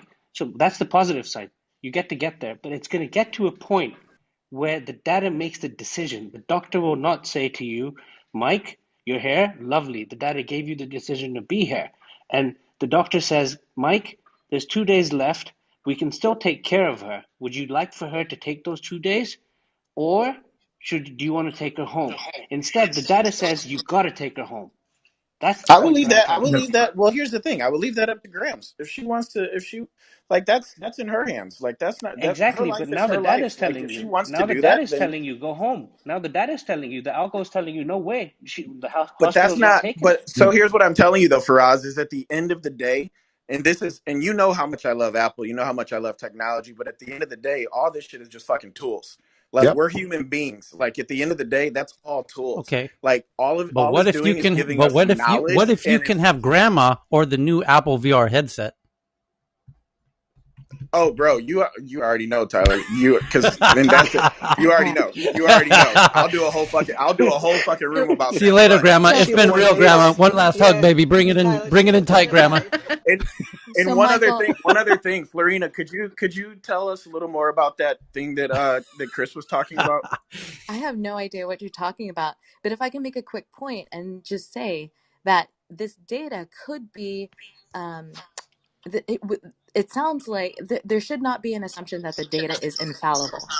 And I know this because I have, for several years, lived with and took care of folks who are very close to me who are stage 4 cancer. And the data showed that at that stage, they only had maybe 2 to 3 months to live.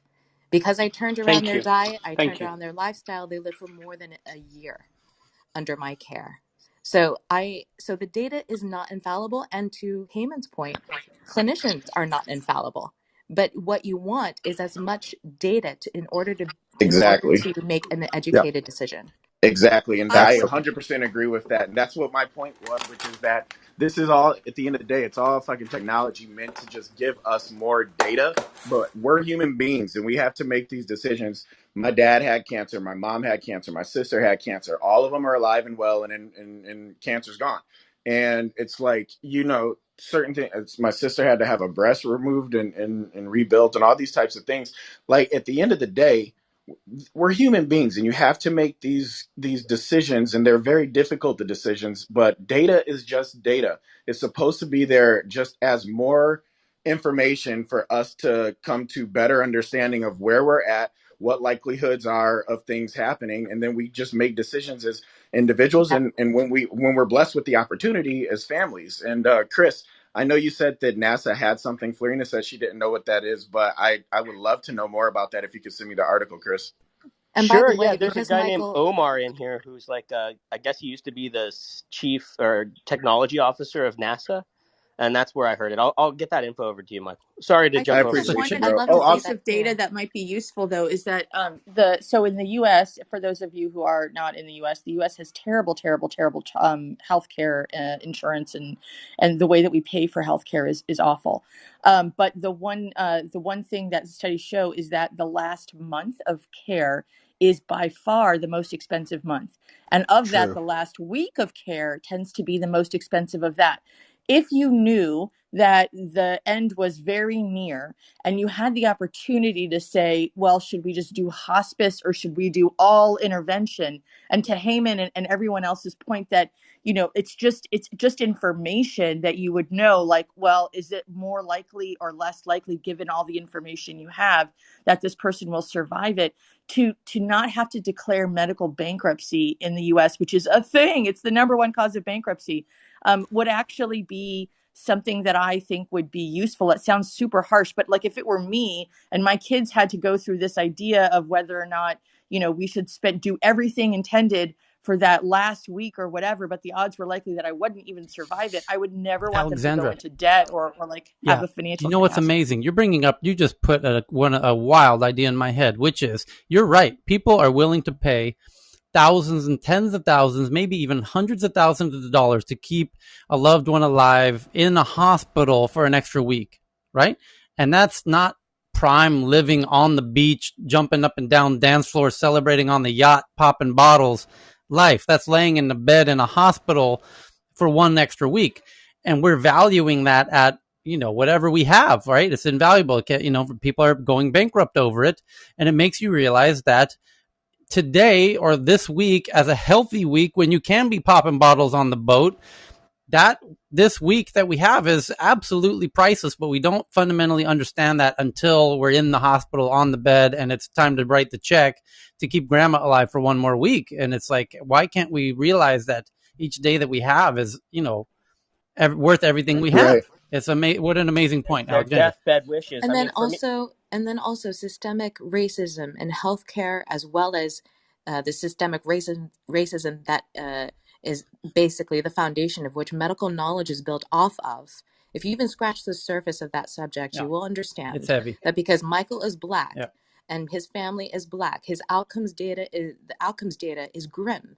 But that may not necessarily paint an accurate picture as to the state of Michael's grandma's Yeah. health. So yeah, that's Here's just a my couple. point there. And I'm let me give you an Well, experience from my experience. So, in real life, what happens is people who are most educated or the ones who know the system would come to you, if especially families, and that tends to be, as you know, not most of Michael's ilk, right? Unfortunately, and they're the ones who actually don't get all that information about the end of life and what their options are and which, like, what could they take of their loved one to. Oftentimes, the ones who actually push and advocate for their loved ones are the ones with the knowledge of the system, and they know that, and they push the physicians, they push the medical teams to keep the person going on, right? And they ask for all the services to be put in place and everything else, even if we tell them, look, it's going to be futile, this person's going to suffer, and but they won't listen. They want everything done. The ones who don't ask us all that questions are some of the most gentle people who don't push us. And when I say also, they are not the most educated as well. I don't mean to stereotype, but they're the ones who are most glad that their loved one got some service. But like, even there, I advocate for whatever's best for them, right? Best for their loved one. But the thing is, we have to realize that information is power. So imagine if all the people knew about what their options were, it would be immense. And to Tyler's point, what if, like, we know, like, and to Alexander's point, the end of life is the most expensive part, right? And it's because of the people who don't have living wills or advanced directives. That's why we get into these problems. And so what if, like, we give them a bonus saying, look, you only have a few months to live. Would you like to spend the next $1 million of our healthcare budget on helping you, like, living in ICU or something? Or would you like to go and travel around the world? Imagine that. Or you'll how give you about half the paying? month. How about paying for your grandkids' college instead of us Yeah, spending this 80 grand right now on Yeah, the your whole last point is week? just giving you How options. It's about just not giving you exactly. going options. to college because it costs too much too? There's another element. Can't afford that shit either. If I Well, oh, another let me big go gap quick. is that hospitals, as a consumer or a potential patient or an advocate for someone who is a patient that you love, unfortunately, the hospital outcomes data is quite shrouded. It's very difficult for me to do research around, okay, what surgeon or what healthcare system should I bring my mother to in order for her to have a total hysterectomy? And that actually happened. And what I had to resort to was actually going in person to different hospitals in my area and talk to their OR team to get the lowdown, the real lowdown on who was good and who was not. And that's unfortunate. Like, I actually had to go in person and do that. Most people will not do that. Most people do not have the education or the know-how or initiative to do that. And that needs Yeah, to they just change. don't know. You are absolutely right, Flora. And also, before anybody runs off and says tech news is promoting any sort of thing, we're just promoting that you should have options, not that any which way you should go. Every human has the right to have options to figure out what they want to do at whatever stage of their life. So Does just want to this add that bring up some disclaimer. questions? This brings up some questions about Apple and Amazon getting into healthcare. If Apple's going to be gathering all of your data and have all of that information, right? What if they don't tell you that their new AirPods have the ability to do EEGs, and the whole time you've been using these products, they've learned about how your brain activity works while you're looking at these things, but they don't tell you that they're collecting that data on you. How powerful do those systems become? Extremely powerful. So now they're going to offer you insurance, right? You're going to get Amazon's health insurance. Those companies collecting that data on you. This is why I really like it when we talk about the personal information that's being collected by these companies and enlightening people as to how powerful they are. The other day we talked about this. What if Apple got into this game and they worked with Epic?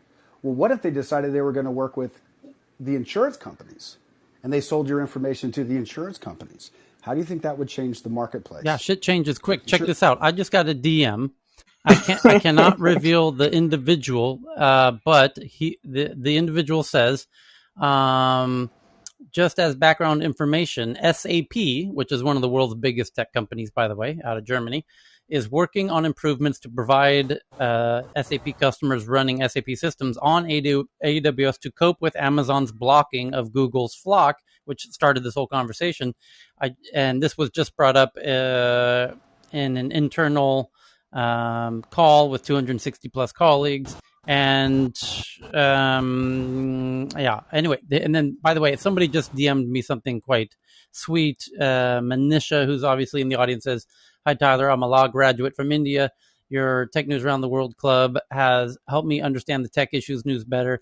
It has renewed my interest as a lawyer to dip myself into tech law and policy. I thought of sending good juju for your effort and good luck." So thank you, Manisha. We all appreciate that very much. Yeah. Aw, Hey, thank you. Tyler, it's May. That's Would you mind? wonderful. Hey, Tyler and Cal, would you mind doing me a favor and send me that SAP information simply because No, I work with SAP? no, because the individual Well, okay, then precisely I can says, find out more no, information. I will not be sending that to anybody precisely because it says further down, don't share where you got this from. Okay, Yeah. no worries. Then I will actually do my own sort of You research can with do SAP that. in Yes. Waldorf, Germany. Yes. So, Tyler, may I speak? No, Oh, I just sorry. want to that point you just said about that individual. I that's very moving, yep. right? That's what we do this for, right? So I don't want that just to fly by. No, but I mean, we inspire people, and that's the reason why I like being here, because you get such an opportunity to help people and younger people early in their careers. Isn't that just yeah, it was wonderful? So lovely. I just To want that that to land. point, it's fun. To that point, Cal, we, when we first started building this, it's so funny because I remember like literally week one of tech news, and it was like me and you guys, and then there was like Ade was Yep. still around all the time, Roy was still around all the time. But I remember how we had like 50 people in the room and be like, oh man, it's growing. And I remember like just seeing how different it was versus how what it's become today. Like I'm really proud of But just the that work and Michael, to efforts your here. that value system that we talked about, and that's what brought us together. And what Tyler had it in day one, which is we're here to help other people, right? Exactly. We're this, and we're here to give, right? Yep. And there was like a paid forward culture, right? That we just like, and it's just good to remind ourselves. Doesn't matter, how big the freaking room is. It's 5 people or 2 people. Your value system's the same, Yeah. right? And I just love that. Just and to anyone that's new in the audience, like we when we tell you that we like how much we appreciate you guys, like we go through all of your profiles, we pay attention to the things that you guys talk about, we read all the DMs that you send all of us, I promise you, when we see articles and things that you send, but also just like that DM that you just sent, we appreciate those types of things a ton, and we talk about it amongst ourselves in the back channel. So thank you all, really, really, and always come up on stage anytime you want to share something. I know a lot of the people that are new Hey, here, we love having you guys come up on stage. Raise your hand and come share if you can. And if you don't have the voice yet or you're shy, just go ahead and keep sending us those DMs. So check this out. hey, Michael, Thank can I you. jump in? Can I jump in and draw a quick segue across some of this stuff, which is the tech companies and the ear devices Yeah. capturing all this data and how depending on how they're using it. But people, I know we don't read those privacy policies, and I don't read them either. But watch how many of them have been updated to catch biometrics Yeah. and whether they define biometrics or Oh, Mm. not. oh So the yeah. earpods, you're like they're not telling you they're capturing that data. They tell you we're going to capture biometric data such as dot dot Yep. dot. You're not going to have read that anyway. So already, just so everyone knows, TikTok says that. Boom. So TikTok is listening to you whether they're on or off. Facebook and Messenger both listening to you if they're on your device, whether they're open or not. They're catching all that biometric device data. So just if you're curious, and so to Juicy, Manish's thing as an attorney, juicy, they're getting that juicy juicy data. data. That Data is juicy, the most juicy Juicy data. valuable. It's data. not your time. It's Yum, not yum, your yum, yum. resources. It's not your money. It's your data and who you are. So anyway, then there's like you can go down a million rat holes on this, but that's where this is also fascinating. Yeah, you're right though. But So thank thank you. Jennifer, Tick. but Did Graham and Joe Jennifer, talk? but Jennifer. Hold on. So you Hi. actually ignore it knowing that is happening as a lawyer? Yeah, Yeah, TikTok. read Morwana, them. your mic, man. Yeah, Tik, TikTok just did an update to their terms of service that says specifically that Mbwana, can you mute Can your you mic, mute Mbwana? Moguana? There's I an can't hear him. echo. I muted him, but it's still There's going. yeah. That's weird.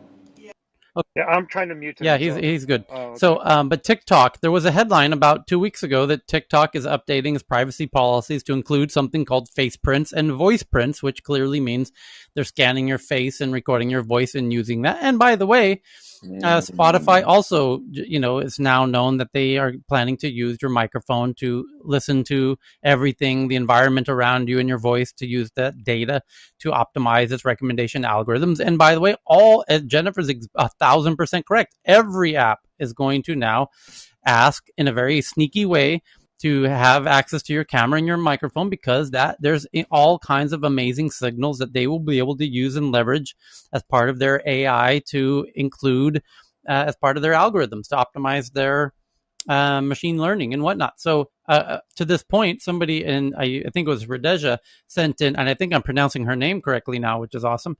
Apple struggles in push to make healthcare its greatest legacy. Tech giant has envisioned hiring doctors to offer primary care, now focused on watch. And this comes in from the Wall Street Journal, and it says Apple Inc. chief executive Tim Cook has said the company's greatest contribution to mankind will be in health. Okay, case closed. We can all go home now. It's now been officially recognized by Apple CEO that they're now going to become a health company, everybody. Well done. We figured it out. It's no longer a mystery. They're just coming right out and saying it. So, and this, by the way, on the back, that because up until right now, this was actually not really well understood. As Radeja says in my DMs here, the reason why Apple's pushing sensors and all is because they have been pushing to open Apple Health clinics, which we just discovered. And here's the quote. They have been developing this healthcare plan since 2016, which was discovered by the Wall Street Journal. Apple launched a primary care medical project in 2016, 5 years ago, codenamed Casper, the Wall Street Journal reported, citing documents and people familiar with the plan.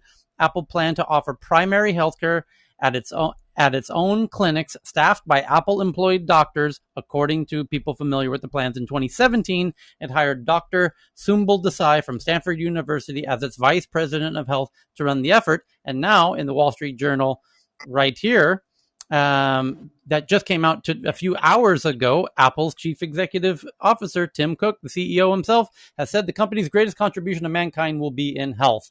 So far, some Apple initiatives aimed at broadly disrupting the healthcare sector have struggled to gain traction, according to people familiar with them and documents reviewed by the Wall Street Journal.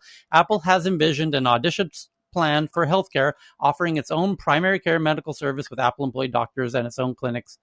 To test that and other bold healthcare ideas, it took over clinics that catered to its employees and built a team with scores of clinicians, engineers, and product designers and others. And we know this because it was revealed, and I think Sid might be able to concede that Apple team members at Apple, the UFO that they have in Cupertino, the Apple building, they have their own very specialized, world-class leading system for their employees, where they clearly are no doubt very interested in how that process Tyler, works. Go, Chris.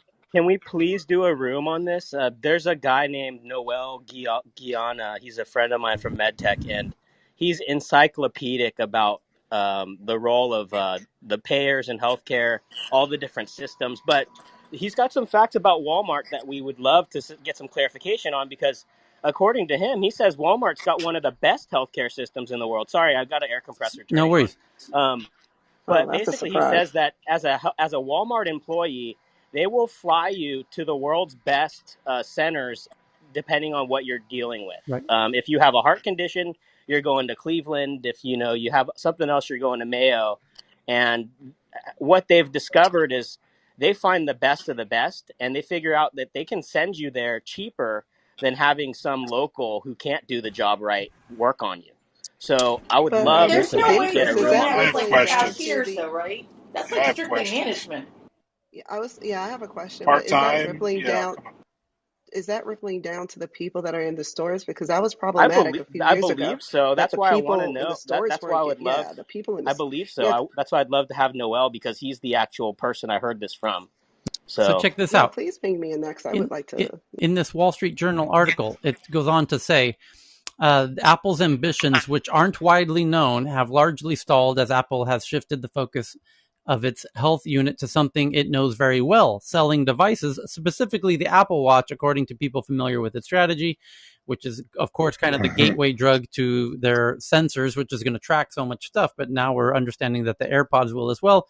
The new primary care service hasn't gotten off the ground. People familiar with it say a digital health app launched quietly this year, which is in the next version of the Apple iOS that you will be downloading on your phones in the next few weeks, has struggled to keep users engaged, say people familiar with the app and the documents seen by the Wall Street Journal. Some employees have raised questions internally about the integrity of the health data coming from the company's clinics that has been used to support product development, according to people familiar with the concerns and the documents. An Apple spokesman said data integrity is the foundation for all of the company's innovations. He pointed to the accomplishments of its health team and said that the company is still in the early innings of its work in healthcare, adding that the new technology, such as heart rate notifications in products like the Apple Watch have improved users' health. He said data gathered by Apple devices is enabling new research that has potential to improve care. But the real humdinger of a headline, and I dare say this is the biggest news of the week, is Apple CEO Tim Cook in the Wall Street Journal just now, breaking news, says that the company's greatest contribution to mankind will be in health. There you go. Apple is a health Hey Tyler, company. Go ahead. if you go back, Yeah. if you go, this is so. Check this out. This is fucking nuts, actually. You you know I'm pretty encyclopedic when it comes to the Apple events. Yep. If you go back to 2016 to that very first Apple Watch unveiling, you would have saw this coming. They announced basically the exact same thing at that event.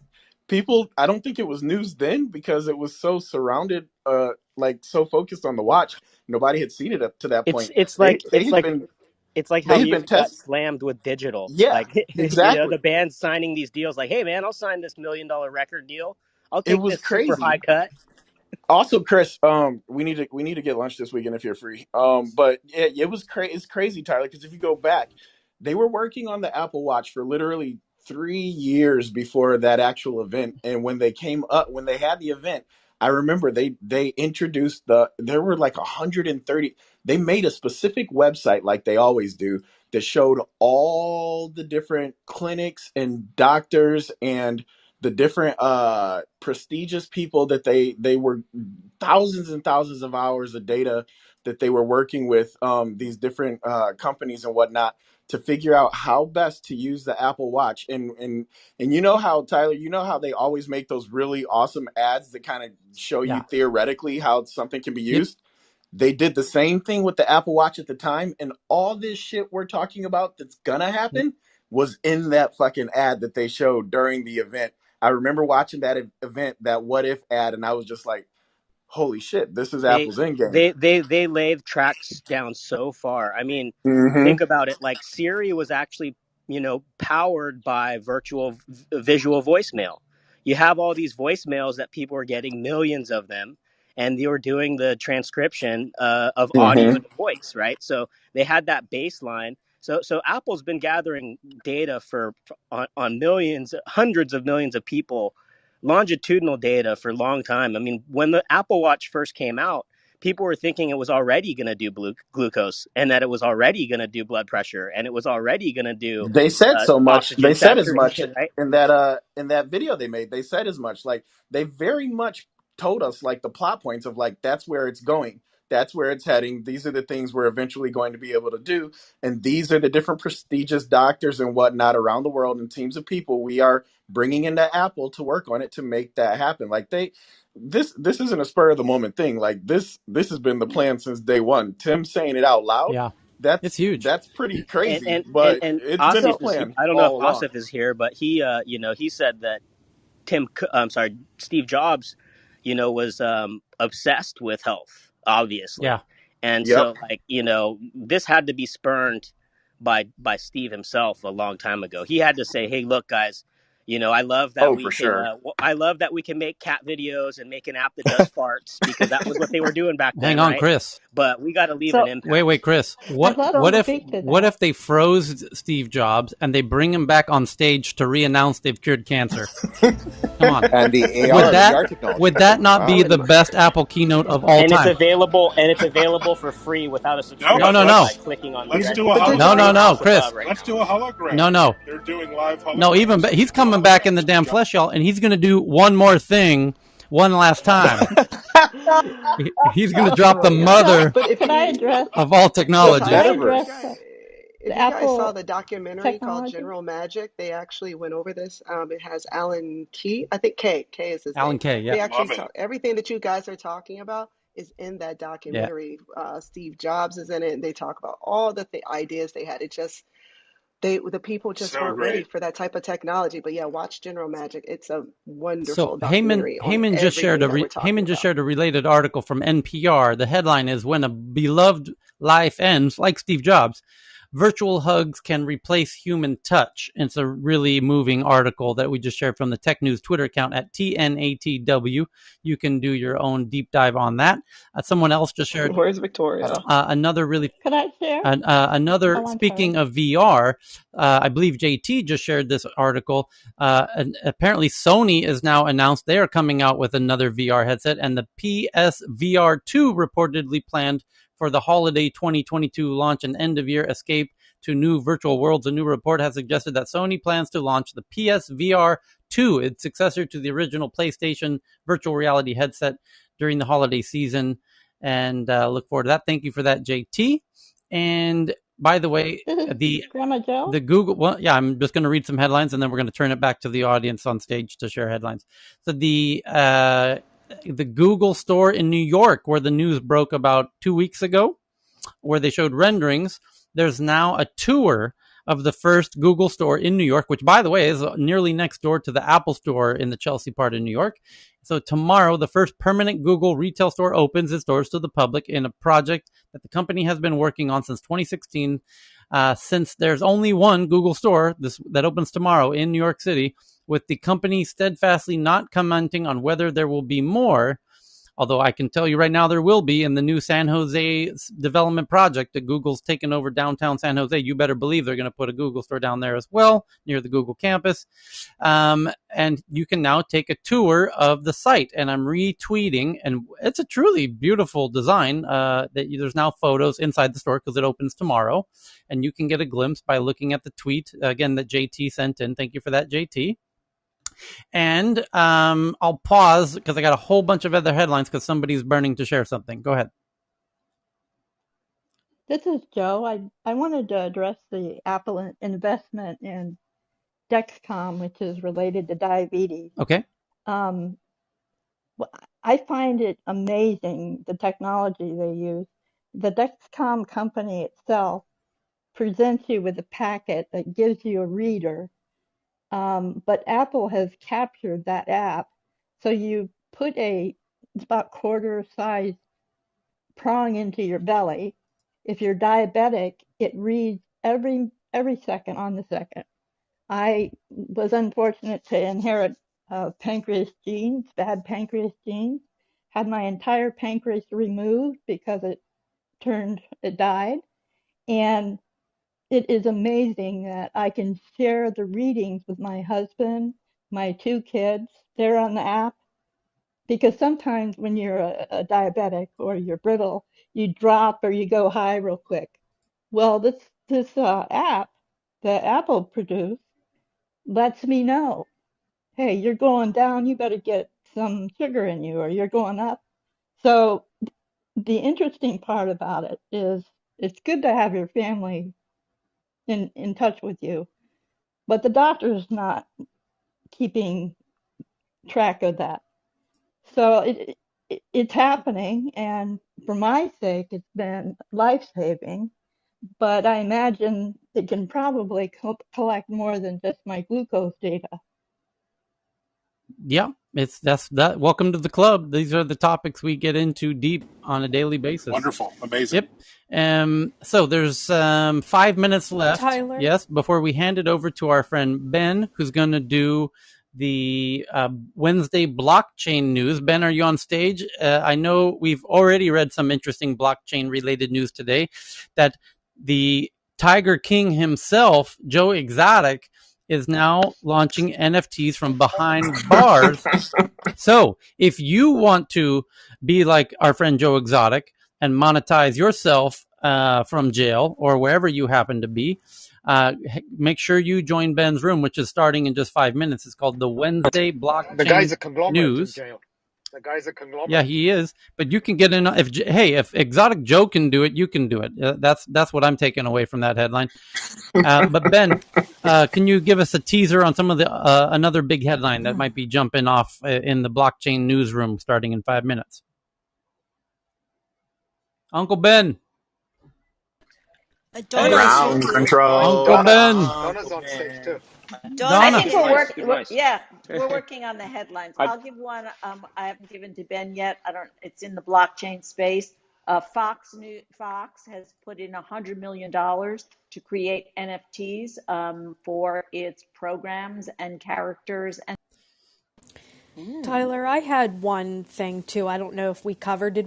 The Airbnb, the security team, where there's all Go these for it. incidents of crime Do and it. everything in Do it. Airbnbs, especially like in Do New York City, and it. they're kind of brushing them. Do it. Read it. Do it, side chick. Yeah.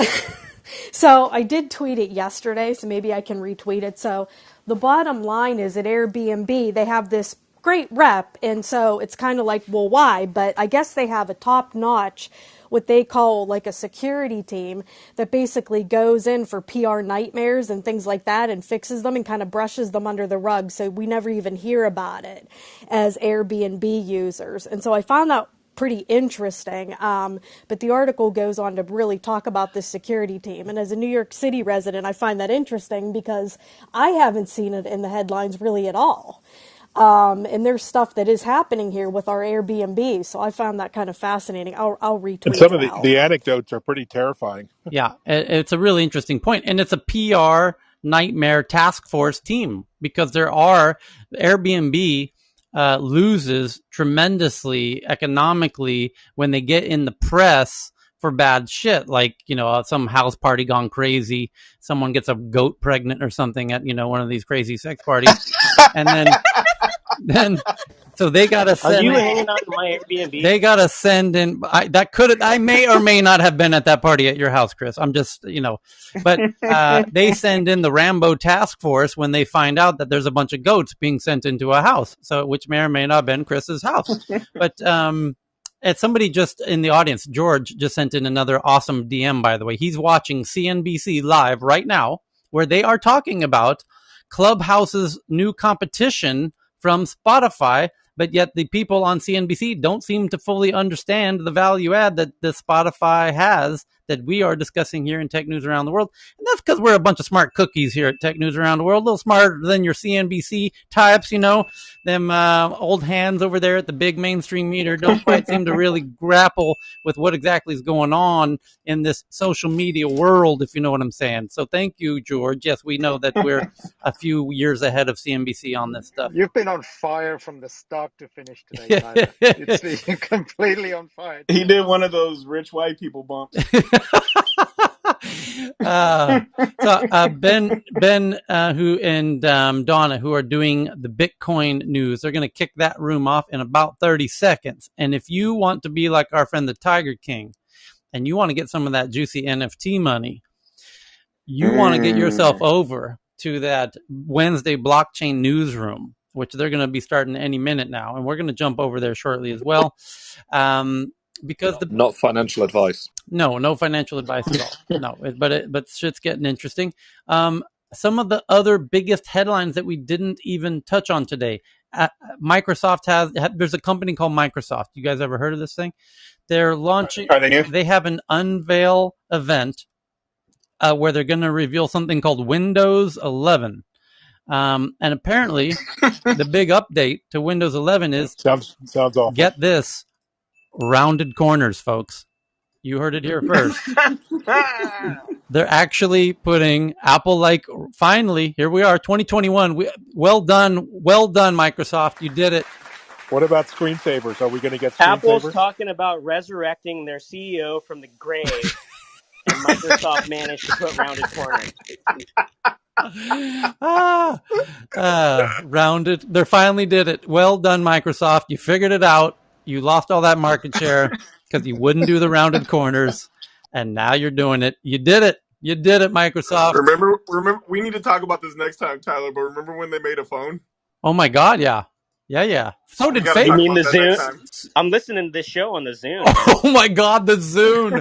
Oh my God. Chris, for those who don't remember, when the MP3 wars were heating up fast and furious, and Cal knows what I'm talking about because he bought Napster, y'all. So Microsoft launched their own MP3 player called the Zune. Oh, when we were selling Zoom still. Oh So we I man. still just got rid of sold. mine. I had I, mine in a we, drawer. you have to keep those. They're going to be valuable someday. Oh man, the Zune. Tyler, Cal, check your DMs, dudes. Okay. Super expensive paperweights. Yes. People are DMing me about Airbnb goats. I'm checking the DMs. Anyway, the Hey, Tyler. yes, So another thing, I think, sorry, I was busy earlier. I think you're talking about the why the Middle East sovereign wealth funds are yes, moving into yeah, hydrogen. I think that one of the things that I wanted to raise, sorry, I was just picking up my son, is that, by 2025, so there is about 14.3 trillion asset under management, which is a ESG focused. By 2025, 60% of these total, like, European mutual funds under, these assets falls under, they will be investing in ESG related. So I think, that's kind of like from now to 2025, it's like a 30% annual growth. So it's a huge wallet. So basically, and also recently there was a big survey done on the 300 institutional investors, and the guys who control this 14.3 trillion, they say that 77% of the people will stop purchasing non-ESG products. So they're thinking of reducing because a lot of pressure from. So I think that's also plays a part. I think with their vision of 2025, they want to track this capital to coming into Middle East, right? yep, So that could be an interesting. That's a thread that I want to say. yep. Thank you. Yeah. Thanks for the clarification there, Kieran. And I'm just looking at this Google tour of this new Google, their version of their first Apple store. It's pretty damn gorgeous and clearly influenced by Apple. You might want to check it out. We just tweeted it from the Tech News Twitter account at TNATW. Tyler, Yes.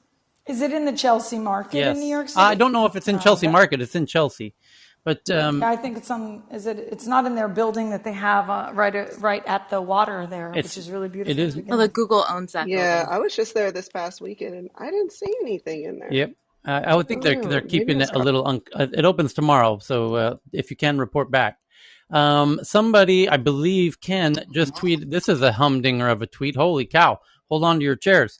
We have another highly effective COVID vaccine just breaking out right now based on a totally different tech. Today, a company called Novavax announced that it had completed a large efficacy trial of its COVID-19 vaccine. Yep. And the news was good. The vaccine is highly effective. It blocked severe disease entirely, and it appeared to work against some of the more recently evolved virus variants. Thank God for that.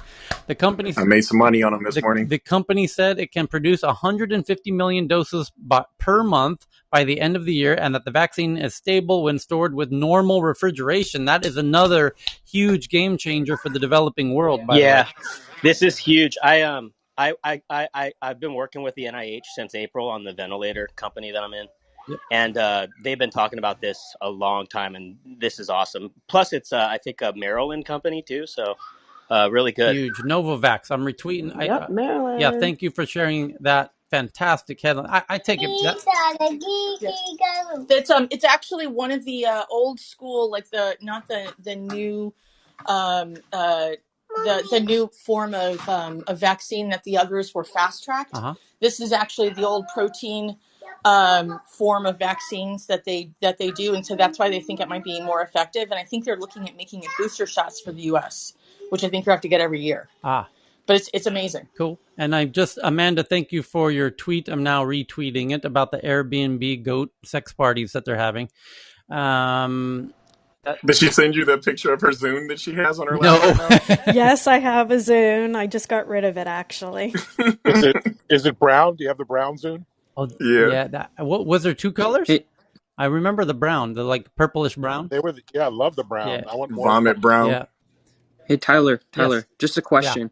Did we cover the China Stemmerna raising $188 million to fund their mRNA COVID-19 vaccine? We just This did. was news You from June you you 4th. just covered it just now, and we appreciate it. And that's I'll tweet out the link. okay. There you go. That's a good one. Anyone? There's a whole bunch of more. There's now a new zero emission airplane that I'm just tweeting out. It's called WeFlyRight.com.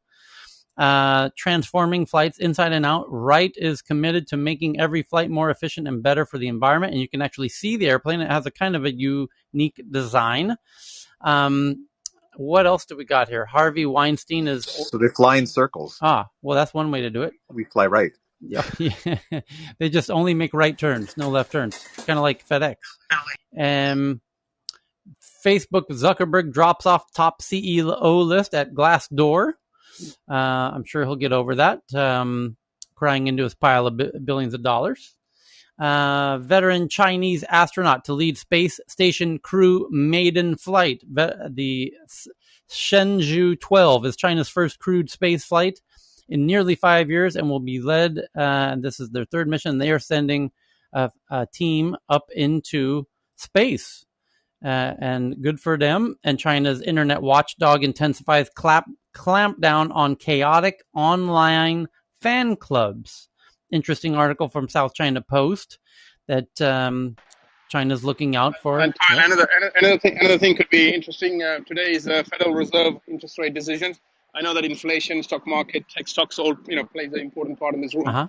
So it could be interesting in an hour and a half when the Fed, they might be, I don't know, so it's a language that they're going to be releasing. People are not expecting the rates to hike, but given that inflation print to 5%, and the language is very important where they're going to start tapering all this printing money that we've been talking about, right? So if anything, then we might see a dump in stocks. And, let's just, when it comes tomorrow morning, Tesla could be down 10% or 5%, depends on the language. So that's interesting. Other big global macro news.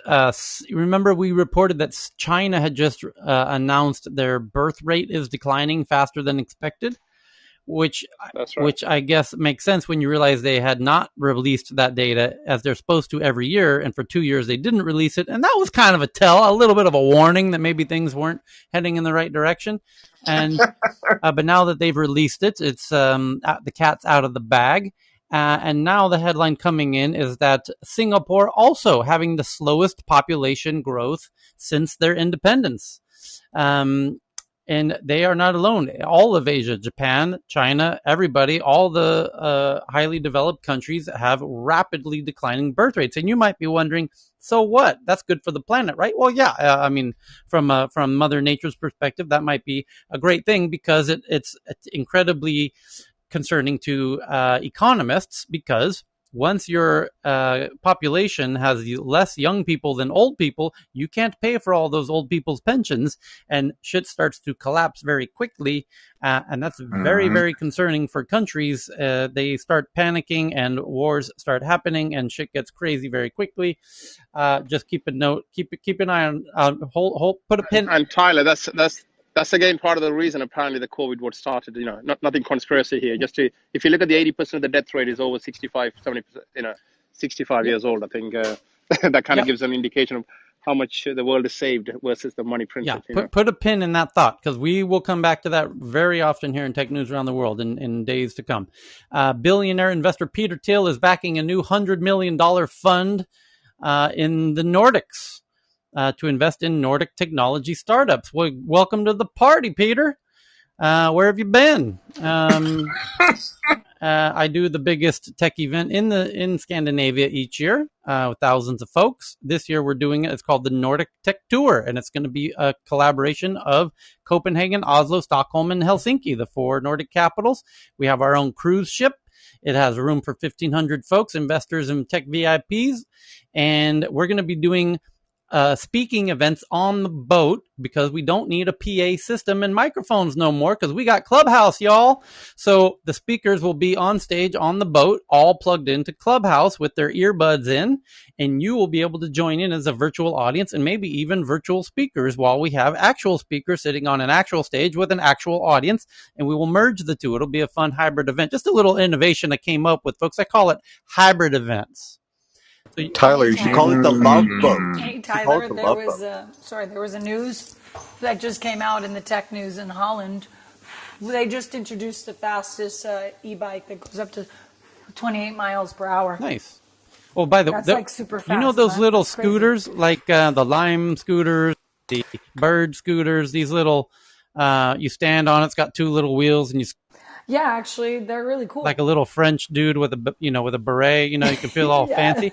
Well, the Michael. in Thailand now, and Lakeisha knows what I'm talking about. There are kind of Chinese made versions of these things that go up to 60 miles per hour, about 90 That's kilometers an per hour. accident waiting to happen. Yes, but you can drive these on the roads now in very dense. In Bangkok has some of the worst traffic on the planet, and it's not alone. There's a lot of cities with a lot of bad traffic, but if you got one of these hot new 60-mile-an-hour little e-scooters, you can zip right through the middle of that shit like no one's business, and it's a truly new way. I've seen people riding these in Bangkok. It's truly amazing.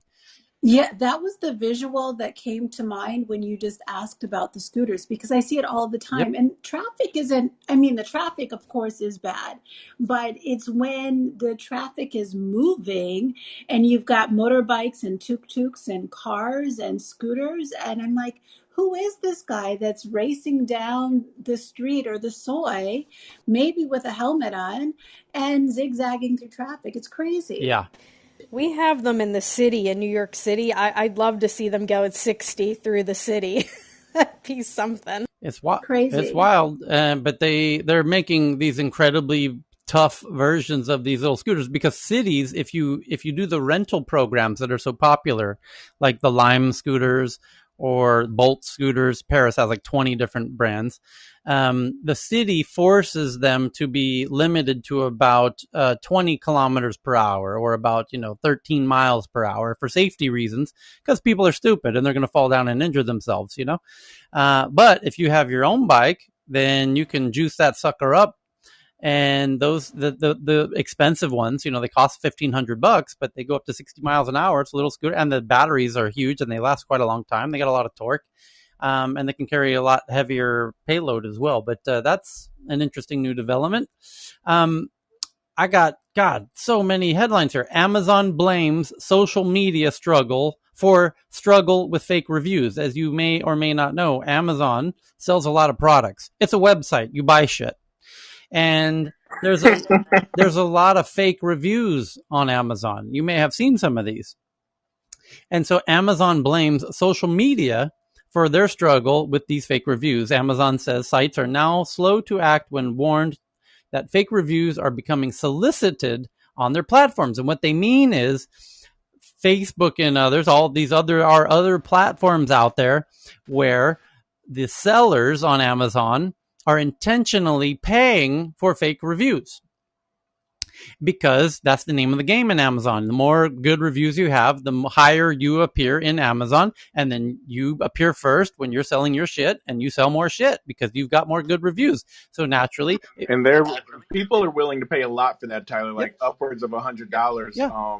For if you're like a high end user, they'll pay a lot. Yes. So I'm tweeting this article out because it's very lengthy from The Guardian. But the point is, these platforms where people are promoting and the opportunity for these fake reviews, Amazon, these platforms are not removing the scammers who are asking and paying for fake reviews.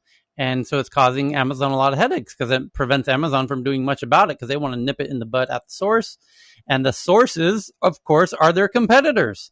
And as it says, while we appreciate that some social media companies have become much faster at responding to address this problem at scale, it is imperative for social media companies to invest adequately in proactive controls to detect and enforce fake reviews ahead of our reporting the issues to them. While Amazon did not name any specific social network, Facebook has been repeatedly criticized for failing to clamp down on such activities.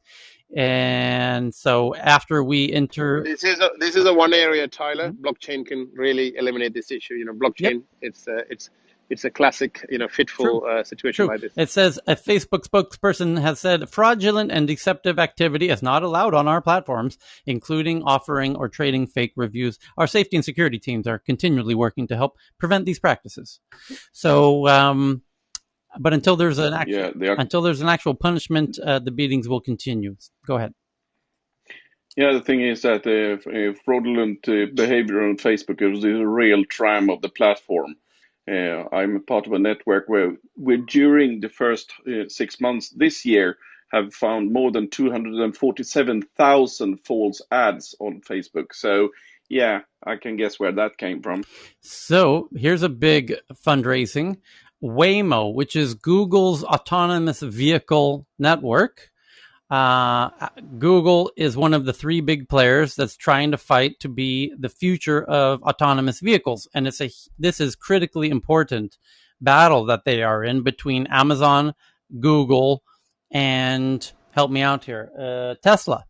And Tesla is doing autonomous cars. Amazon's doing autonomous trucks at the moment, rather secretively still. And Google's trying to do these autonomous cars and autonomous taxis. And why are they so interested in this? And why did they just give $2.5 billion to their autonomous car company called Waymo?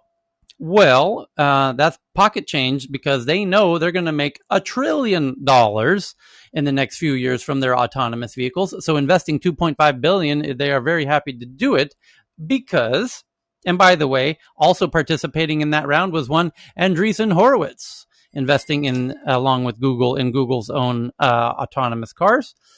Tesla, of course, is a publicly traded company, so you can invest in Tesla if you believe that Tesla is going to win the autonomous car race, and you can invest in Amazon publicly. So they are not doing fundraisings like Waymo is, because it's a separate subsidiary of Google, but of course you can invest in Google, but then you would be investing in a whole bunch of other shit. Never mind that. So back to the point. These three car companies in the US are racing because they understand when we're buying all of our shit on Amazon, as we were just discussing, it's a big website. They sell a lot of shit. And there's a lot of fake reviews, as we just discussed. And there's a lot of fake reviews because those stores want to sell stuff to you. And when you buy all of that stuff on Amazon, somebody's got to deliver it to you. And in the near future, it will come through these autonomous vehicle networks, AVNs. Autonomous vehicle networks, which Tesla today sells cars. And those cars can be self-driving. They're improving all the time. Every day, every week, every month. They get better and they get updated regularly and they improve the autonomous abilities of these cars. And in the very near future, they will drive them all by them damn self without you even in the car. While you sleep, the car will drive around town making you money while you sleep and watch porn or whatever it is you do in your dirty mind in your own time. So those cars will be For sure, porn. You and your VR porn and you kids with your crazy video games. Your car is going to be making money for you until such time that Tesla realizes that car is more valuable to them. And why would they sell it to you? Because that car is going to make $200,000 a year, and you're only willing to pay about $100,000 a year. So they're no longer going to sell you that car no more because it's worth more to them than to you. And then they have their own autonomous car army driving all over the place, delivering all of these goods and products and services and people who want to go from point A to point B in exchange for your juicy data when you call to request the car. That juicy data. And they want, when you tell that car you want to go to restaurant A, their neighbor restaurant B is going to say, hold on, cowboy, how about we pay for your ride to restaurant B? And now you've got an ad-based free delivery system of products and goods and services all around the goddamn town. Amazon wants to lead that game. So does Google. So does Tesla. That's the US. In Europe, it's VW. In China, it's all the big tech companies in China are all simultaneously doing the same. And simultaneous to that, you've got the drone deliveries and more recently, the vertical takeoff and landing battle of drones that carry people. They're called eVTOLs, electric vertical takeoff and landings. They do rooftop to rooftop transportation of people and products and services within a city. And Google, this is nuts. This is crazy. In that race, and we've been showing the photos. We got the damn receipts. We've been tweeting them from the Twitter account. Where have you been? It's called TNATW. That's the Twitter account. Get yourself over there and follow that goddamn Twitter account so you can see all of the receipts we've been showing. They've got Virgin just announced they're a big player in the game, and their vehicle looked stunning, by the way. That was just announced this week. And Hyundai's a big player in that game in Asia. And in the US, it's Google yet again, and their team there is called Kitty Hawk. And just like the autonomous cars are called Waymo, the autonomous vertical takeoff and landing, and they are autonomous. You're going to get into this drone, and it's going to fly you without a pilot. Because you can't afford a pilot. Damn right. They save a lot of money by not having a pilot. And you won't need one though. You don't need one. Who needs a pilot? The drone can fly its damn self. So and these damn things are going to sit on your roof, right? Yep. And become part of a mesh delivery network. Boom. Where guess what? If you need a package, this drone's going to fly it to your house because it knows you're going somewhere later today. That's going to drop this somewhere else. Efficiency, folks. It's called AI, artificial intelligence. Have you heard of it? It's smarter than you are. What is it again? It's called artificial intelligence. Artificial intelligence. Room on that. And it's going to change the world, Dave. It's coming quick. It's coming fast. No way. Yes, no way. I keep coming to this program. I swear to God, Dave. Keep unreal. Keep coming, baby. We got the receipts. Check out the Twitter account, TNATW. AI. Yeah. Say it with me. And then the other, there's so many interesting articles that we honestly don't have time to go through them all. Spotify today announced their Clubhouse competitor called Greenroom.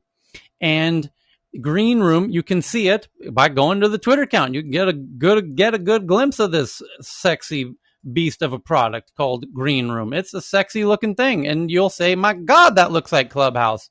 And it does, and it functions like Clubhouse, but it's different because Spotify's got a lot of music celebrities, and those celebrities might be performing songs inside of their Clubhouse rooms with their fans who no doubt will be hanging out in those rooms around the clock talking about all their favorite songs. They might even be playing songs with each other like I can do with you right now in this room, like this. Here's one of my favorite songs by one of my favorite bands.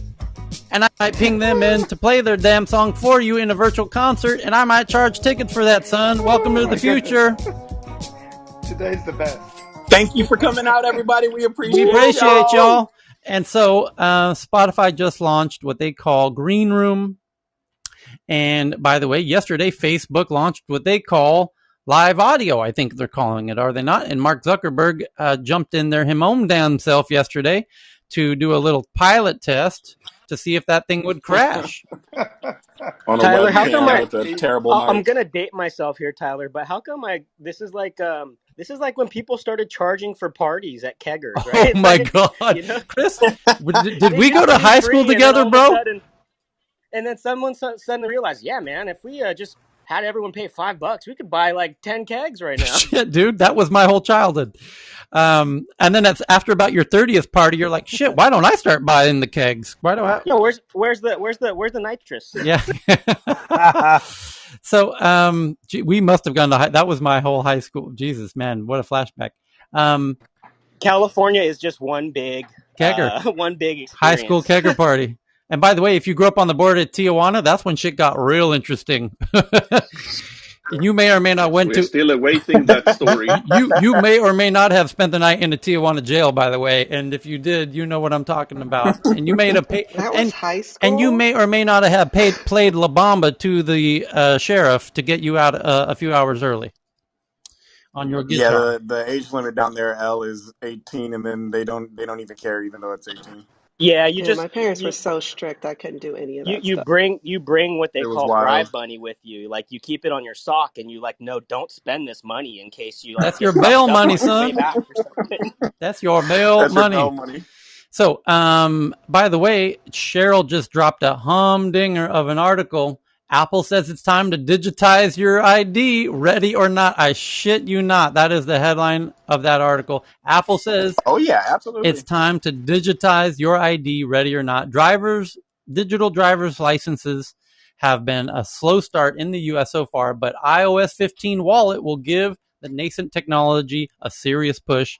If you ever scanned a digital boarding pass directly from your phone at an airport security, you can imagine how doing the same with your driver's license would make life a lot easier. Beginning in iOS 15 this fall, Apple will So enable just they're So working with the TSA too, so that we can get through imagine the airports quicker too. They've been working with the imagine TSA this for it. scenario Our though. car keys, house keys.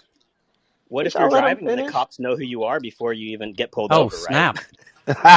They do. Oh They yeah, do. for sure, for sure. Actually, they do. I've already implemented that technology. It's on the vehicles called the license plate reader with LiDAR. So Skylark. yeah, they'll know who So you it's are. it's gonna be pretty dope using that though, Tyler. We did a we had a 3 hour we had a 3 hour discussion about this because that's a thing that's been the promise of Apple Wallet since day one. Was being able to digitize everything, and so now with the new iOS, you're going to be able to do your house keys, your car keys, your driver's license. They're working on passports right now. They're working with the TSA to get us through the airports quicker. This has always been the goal for Apple Wallet, and I for one can't wait. It's gonna be dope. Gonna be dope. And I love how much you use the word dope now, by the way. I did that to you. yep. Let's see. We got some other breaking headlines here. Monica, you had this one from a while back about Twitter may have lost its protection status in India. You want to jump on that? Or she bailed on us. She went over to the Bitcoin I don't blockchain think room. she's here. She's here. No, Yeah, I she don't went think to the she is. blockchain room. No, she's not on Yeah, the stage so yet. this is big news, by the way. Twitter and India got a little squabble going on, folks, and we've been covering this daily for the past couple weeks, and shit's getting real over there for Twitter, because the government keeps telling them to remove tweets, and you got to have somebody on the ground that we can go hassle if we need to make them put them tweets back or to remove tweets that we don't like. And Twitter says, yeah, we'll get on it, boss. And they said, no, for real, you got to do it quick, like. And Twitter said, yeah, okay, we just hired an attorney to do that. And India said, no, it needs to be an actual employee of yours, not some hired separate attorney. And Twitter said, okay, sure, we just put up a couple of job posts.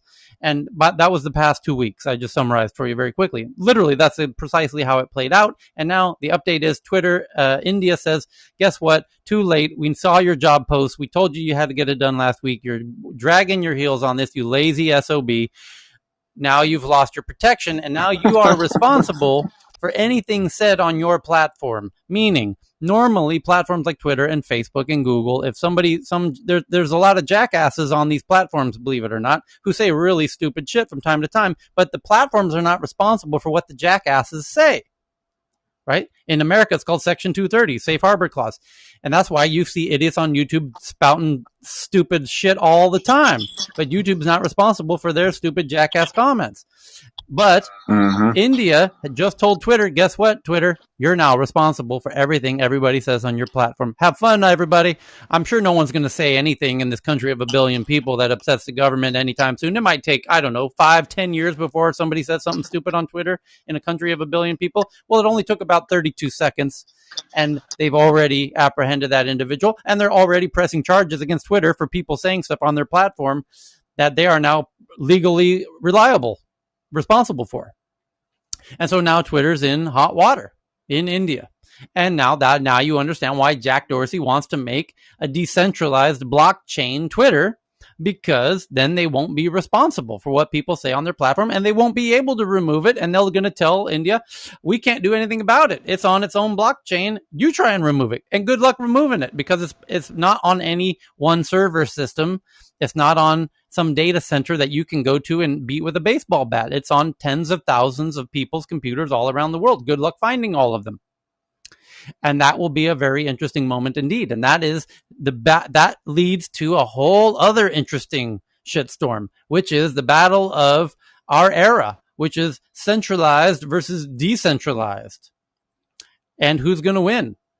And it's not just Twitter and the social media networks who are dreaming of being decentralized. It's the finance system. And that's the Bitcoin itself. The creator of Bitcoin, one Satoshi Nakamoto, his dream was a decentralized financial system. that was out of the controls of the governments and the banks. Yet, since its creation, the governments and the banks have figured out a way to get all up in its ass and control it. So now you can't get into Bitcoin without the government knowing about it. So this battle for decentralized versus centralized is really going to heat up. And clearly Jack Dorsey's on the side of decentralized, which is interesting because he owns a fintech company, which also owns a digital wallet, which accepts Bitcoin. And if he's in favor of decentralized and he's got a Bitcoin wallet, well, now you know why he's tweeting about Nigeria getting into Bitcoin. And what kind of Bitcoin do you think he's in favor of, centralized or decentralized? I'll give you a hint. He's in favor of decentralized because he's already said he wants to decentralize Twitter. So, it's funny because when we did when YouTube, and I know you were actually, weren't you the first monetized video on I YouTube, was. Tyler? I remember when YouTube Studio LA first opened I up do too. back, and yeah, and you remember how they used to do the those like little Google workshops where we could go Yes. in and they would like be kind of teaching us how to use it. Yes. So I remember asking that very question one day. I was like, these the comment sections, there needs to be a better way for people to kind of moderate them, because that can really do damage to the mental Yep. health. And they didn't want more moderation. No. They wanted that traffic. Correct. Like that took way precedence over people's mental health. Yep. True. And to highlight a quick little historical footnote point, the startup that Jason and I were doing, Jason, who you can see in my bio, who brought me into Clubhouse, he's at Jason on Twitter and at Jason on Instagram. And we had an investor from Sequoia called Roloff Botha, who was also the lead investor in a little company called YouTube, which was also a startup at the time, just starting out, competing with a bunch of other similar platforms, like VO, run by a friend of mine, Dimitri Shapiro, who I was just chatting with a couple days ago, who will likely jump into Clubhouse and Tech News Around the World with us in an upcoming episode. But anyway, YouTube was starting out, and YouTube had the bright idea about, why don't we start paying some of these content creators, because like Clubhouse, there's a lot of brands wanting to get up in this game. And Clubhouse has a whole bunch of brands trying to get into Clubhouse, and YouTube had a whole bunch of brands wanting to get into YouTube. So the question was, well, who's making good content in Clubhouse that the brands can connect to? And who was making good content in YouTube that the brands could connect with? So YouTube, having the same lead investor, Roloff Botha from Sequoia Capital, said, hey, I got an idea, guys, as a startup. Our idea for the startup was kind of burning in a blaze of glory, crashing, and we needed to pivot. So we went into becoming a big YouTube video producer and working very directly with YouTube due to our direct connection through Roloff. And they said, hey, we've got all of these brands that want specific content, and they actually wanted like home cooking videos, notably, and makeup tutorial videos and stuff like that. Yeah, sure, we can do that for you. Great, here's some money. And those were the very first paid monetized videos in the YouTube system. And I personally starred in those first videos myself. And it was actually my personal account that we built under the umbrella of our account. And that's just a little Wikipedia footnote fact in the history annals of monetized media. And Jason, coincidentally, who I mentioned, also was the first person to put an ad on a blog, and he monetized blogs. So Jason has a very long history of monetizing content of different media formats. And so he's very familiar with how this format of Clubhouse will eventually monetize. And he brought me into Clubhouse, and it's a whole interesting thing. But that's a little footnote for you. So, hey, Tyler. Yeah. Sorry for background noise. Clubhouse just, I don't know, last few weeks, a month ago maybe, hired a head of thought leader partnerships at Clubhouse. Okay. Who, I don't know if you know her, she's a friend of mine from way back, 12 years ago maybe, but she used to be a head of programming at TED. Yeah, I heard about this. Yeah. So I think you're right on with what you're saying, and how they're thinking about curating those thought leaders. And so I can already see some sort of like bucketizing, for less of a better word. And I don't know if I like it or not, but I just know that this is the This is the Yep. road. This is the Well, road here's we're how it going works. down. They've got brands. It's identical to YouTube in this sense, which is the brands want to partner up, but they have very specific types of content they want to partner with, and they're asking Clubhouse, "Do you happen to have a room around, home gardening that we could partner with, or do you have a room around this or a room around Yep. that?" And now you know why when they ask Paul, "Hey, what kind of rooms in the town hall meetings? Hey, Paul, what kind of rooms would you like to see?" And he says, "Oh, I'd like to see a game kind of like American Idol where you have talent in the room." And why is he saying that? Well, it's because they've got potential partners who are willing to sponsor those rooms. And when they hire somebody Yep. like that, because they need somebody to help facilitate and be the matchmaker and the bridge between, and now you understand that the creatives programs that they have here in Clubhouse, where they're trying to encourage new types of rooms, and they're kind of confusing. Why did they pick those rooms? Well, it's in some part because they've got sponsors who want to sponsor all kinds of different rooms, and they don't at the moment have the content that matches what the brands want to partner with. And which YouTube had that same problem as well, because it was all cat videos initially, and the sponsors don't want to sponsor cat videos. Yeah, absolutely. You should, think about inviting Kelly to come. Yeah. Like, this would be a really cool Oh, totally. conversation to have. Yeah. And She'd probably by come. the way, I'm incredibly as if you come here regularly, encouraging, and that's why we do all of the deep dive rooms and side rooms, like our friend Ben is doing right now on the blockchain newsroom, and we had another room earlier today all about tech security, and we have other rooms coming up tomorrow. By clicking on the title of this room, and you see the Tech News Club, and you see all the upcoming rooms. The reason those are there, and there's one coming up around the AI news and job referrals, and ask me anything about working at Facebook, and digital inclusion, which Florian and JP Dahlman are going to be running, and fintech and payments news with Monica and James. And the reason we do all those rooms is because this app needs more good, awesome content. And I feel a little bit responsible because I've been involved, have had friends build platforms like this, and this platform needs lots of really good content to keep the ecosystem rolling. So I'm a You huge started that about eight weeks ago. 8 weeks, yeah, You but started collaborating with the other clubs, correct. right? And Justin's actually political working. It's newsroom. not just about this club, Right. yeah. No, It's we are actually collaborating we to are work with. intentionally promoting other rooms that we have no connection to officially at all. Justin's political and media 101, media and political politics 101 room.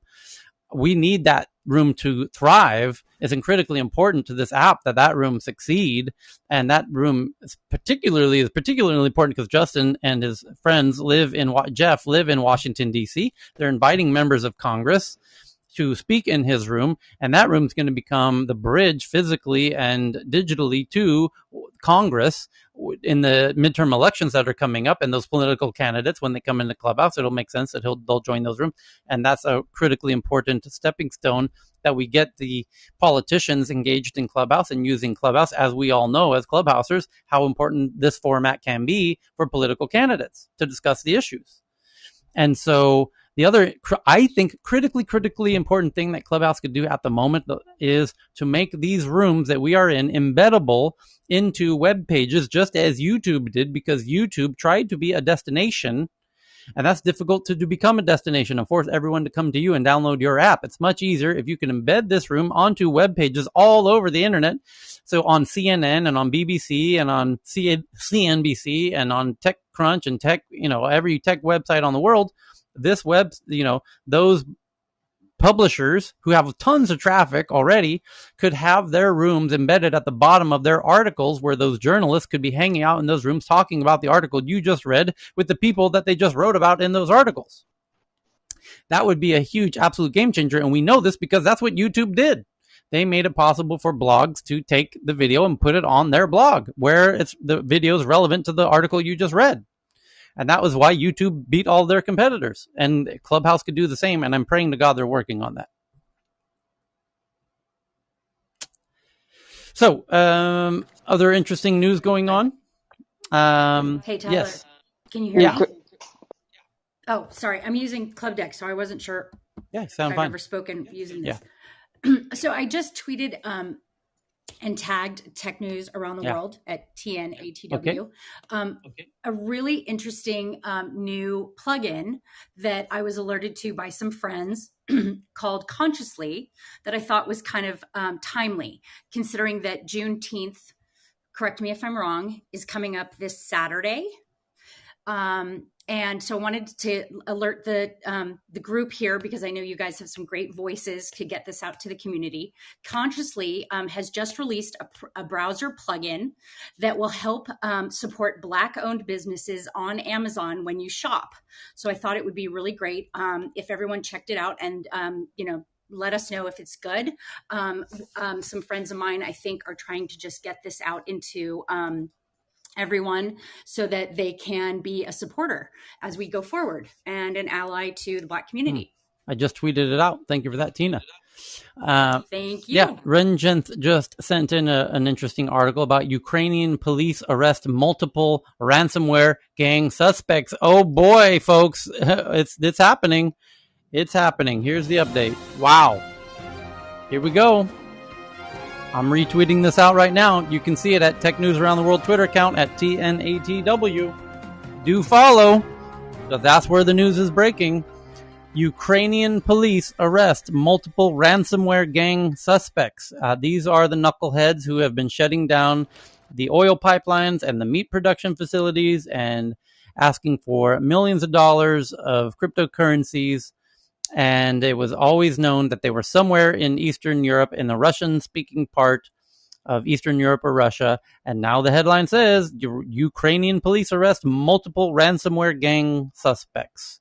Multiple suspects believed to be linked to the ransomware gangs have been detained in Ukraine after a joint operation from law enforcement agencies in Ukraine, South Korea, and the United States.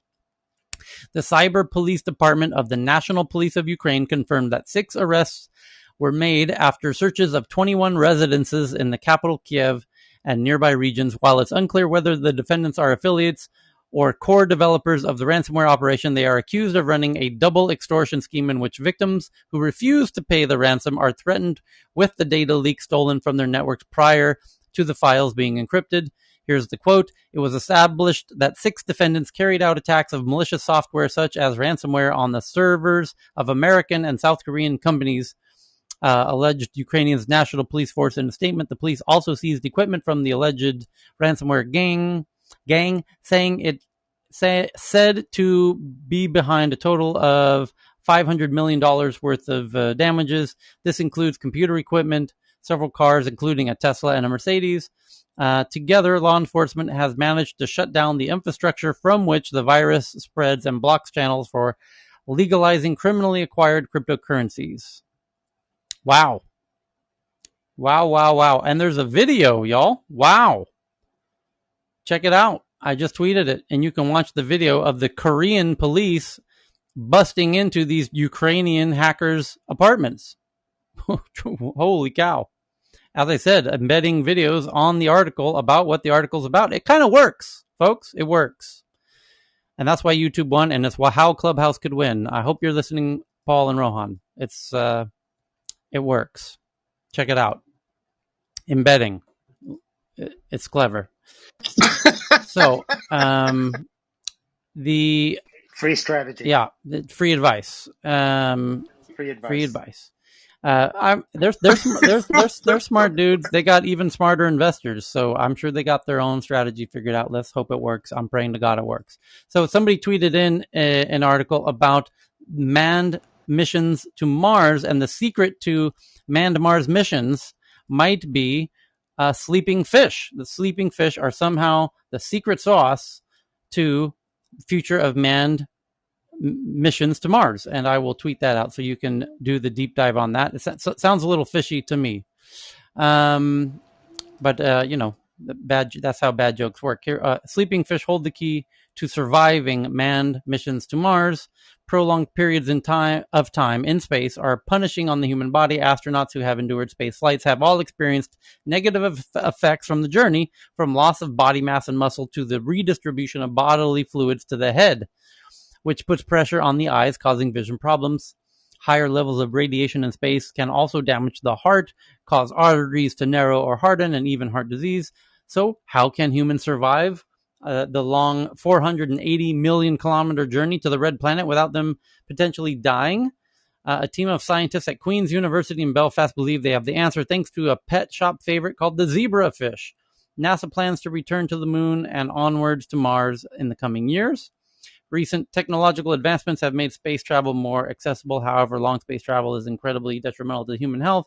And the one feature of the zebrafish that caught the attention of the team and the researchers is the ability to form a hibernation called a torpor.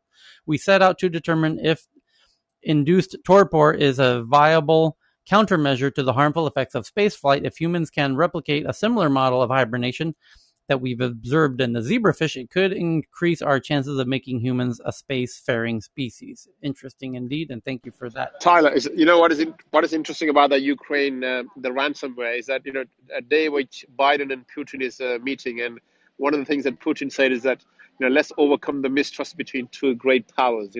There's always been this issue with Russia, meddling with the the hacking, and on the day that they both are meeting in Switzerland, it's they're busting some hackers.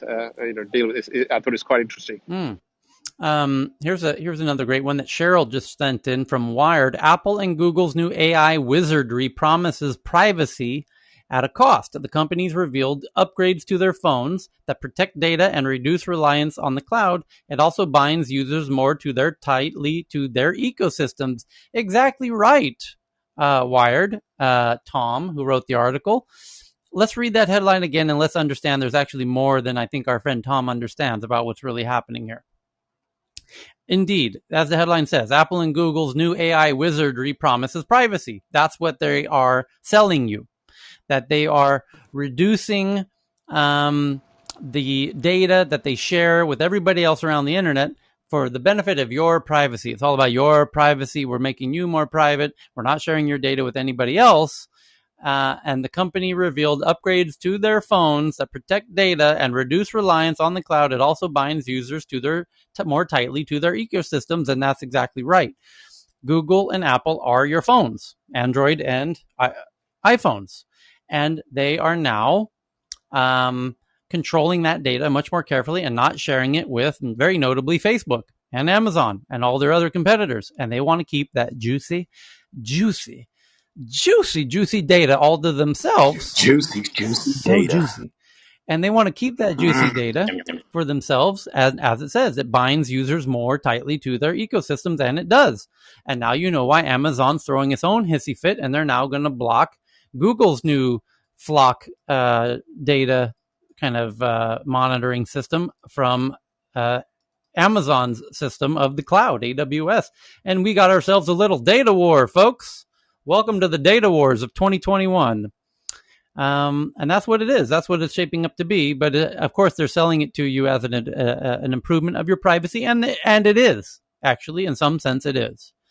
But it's more self-serving and a little bit more selfish-driven because they are ad networks and they want all of that juicy data. So thank you for that, Cheryl. Hey, Tyler, could I, this is John, if I could quickly comment on that. So I've been waiting for the day since, the big platforms began monetizing personal data for ads for the emergence of competition around privacy. So what they're doing now is competition around data that they possess, but not necessarily privacy within platform. So that I believe the next phase of competition will involve what I call the economics of privacy. And that is that those people who prefer not to have their data exploited can have a much easier path to protecting the privacy of their data vis-a-vis resale of the information. And if we have transparency into the compliance with their own policies on how they use our data within these platforms, I think we'll see people gravitate from one platform to another based upon evidence of transparency into how they use our data in ways that don't require us to re-up our privacy configurations every single time we log on. Yep. I agree with you, John. Facebook removes fake Ethiopia account network ahead of Ethiopian elections. And boy, did Mark Zuckerberg and the guys at Twitter, Jack and Evan Biz, really, I can assure you, had no idea how much of an impact they would have in elections around the world when they were building Facebook and Twitter. And what an incredible headache they now find themselves in the middle of having to police all of that craziness. And you can empathize with why Jack wants a fully decentralized platform that he can walk away from that, burning dumpster fire with his hands in the air and Dumpster fire called Twitter. and say, Dumpster fire is one of my top 5 favorite just words. work that out your own self. I do. I empathize with them because they find themselves in an impossible position of policing the content on their sites. And they opened a Pandora's box the first time they ever policed any piece of content ever on their platforms. The minute they saw, Do you think they should have never policed well, anything? it is in some, you open. I'm not saying they shouldn't have. I'm just saying you are opening a Pandora's box that you will never find the bottom of. Can I add a recent news? This is Yeah, go, Gabby Gabby. regarding what's going on in Yeah. Nigeria. So one of the Nigerian officials that heads their data technology, his Instagram account has been taken down. His Twitter account has been taken down, and he's been screaming on Facebook all day. And so the Nigerians are like, this is so crazy. They don't know what to do because they're like, their leaders are being silenced one by one by one. And this is what's trending right now in Nigeria, because he went on Facebook to be like, they took down my Instagram. This is why you guys need to download the Crow app, which the Crow app is the Nigerian version of Twitter. And it's going to get crazy because next thing you know, there's going to be mysterious anti-government coups on the coup app. Government hate coup, and who's going to put those little messages on the coup app? Because these tech company giants don't go down like that. Hi, Hello. Tyler. Can I add a bit? Yep. Hey, Hi. Messi. The Ethiopia election is on Monday, and I think the biggest problem here is that there is just so many ethnicities involved, and it's just the hate exchange between one ethnicity supporting somebody else, and that's why I think the government is really, really getting involved in in policing that type of stuff. Part of in fact, even today I was walking around and somebody was saying that he's getting ready even for the internet to be shut down if things get worse. So yeah, it's a very big issue. Yeah, that's all. So Monica, is she not on stage? She's tweeting stories to Tech News Twitter account about a SaaS startup called Browser Stack becomes a unicorn. So as Monica's official role as the unicorn updater of India, India just got another unicorn, y'all. It's been I have to say it's been a few days, and I was getting worried because it had been like 3 days since their last unicorn, and so they were quite overdue for another unicorn. Glad to hear that it's worked out. And our friend Marcus in the audience, Marcus Landstrom, just sent in a really interesting article from 60 Minutes, which, as you know, 60 Minutes, you've heard me mention many times, is one of the absolute premier legacy news outlets in America for many decades. And they do deep dives on really interesting topics. And they just did a big deep dive that I'm now retweeting from the Tech News Twitter account with a video that you can watch. It's an embeddable video, folks, on the webpage. It's an amazing innovation. And the 60 Minutes correspondent, Laurie Siegel, reports on the big money being spent in a world somewhere between digital and reality called the metaverse, which Michael and Victoria on stage know a thing or two about, and so does JT, I reckon, looking at this photo. And in fact, the NFTs made it possible for people to now own and collect digital goods. As 60 Minutes reported last week, they're having major implications in the art world, but NFTs are also changing music, fashion, sports, and more. They allow people to purchase digital moments, whether it's a blocked shot in a basketball game or even a popular meme.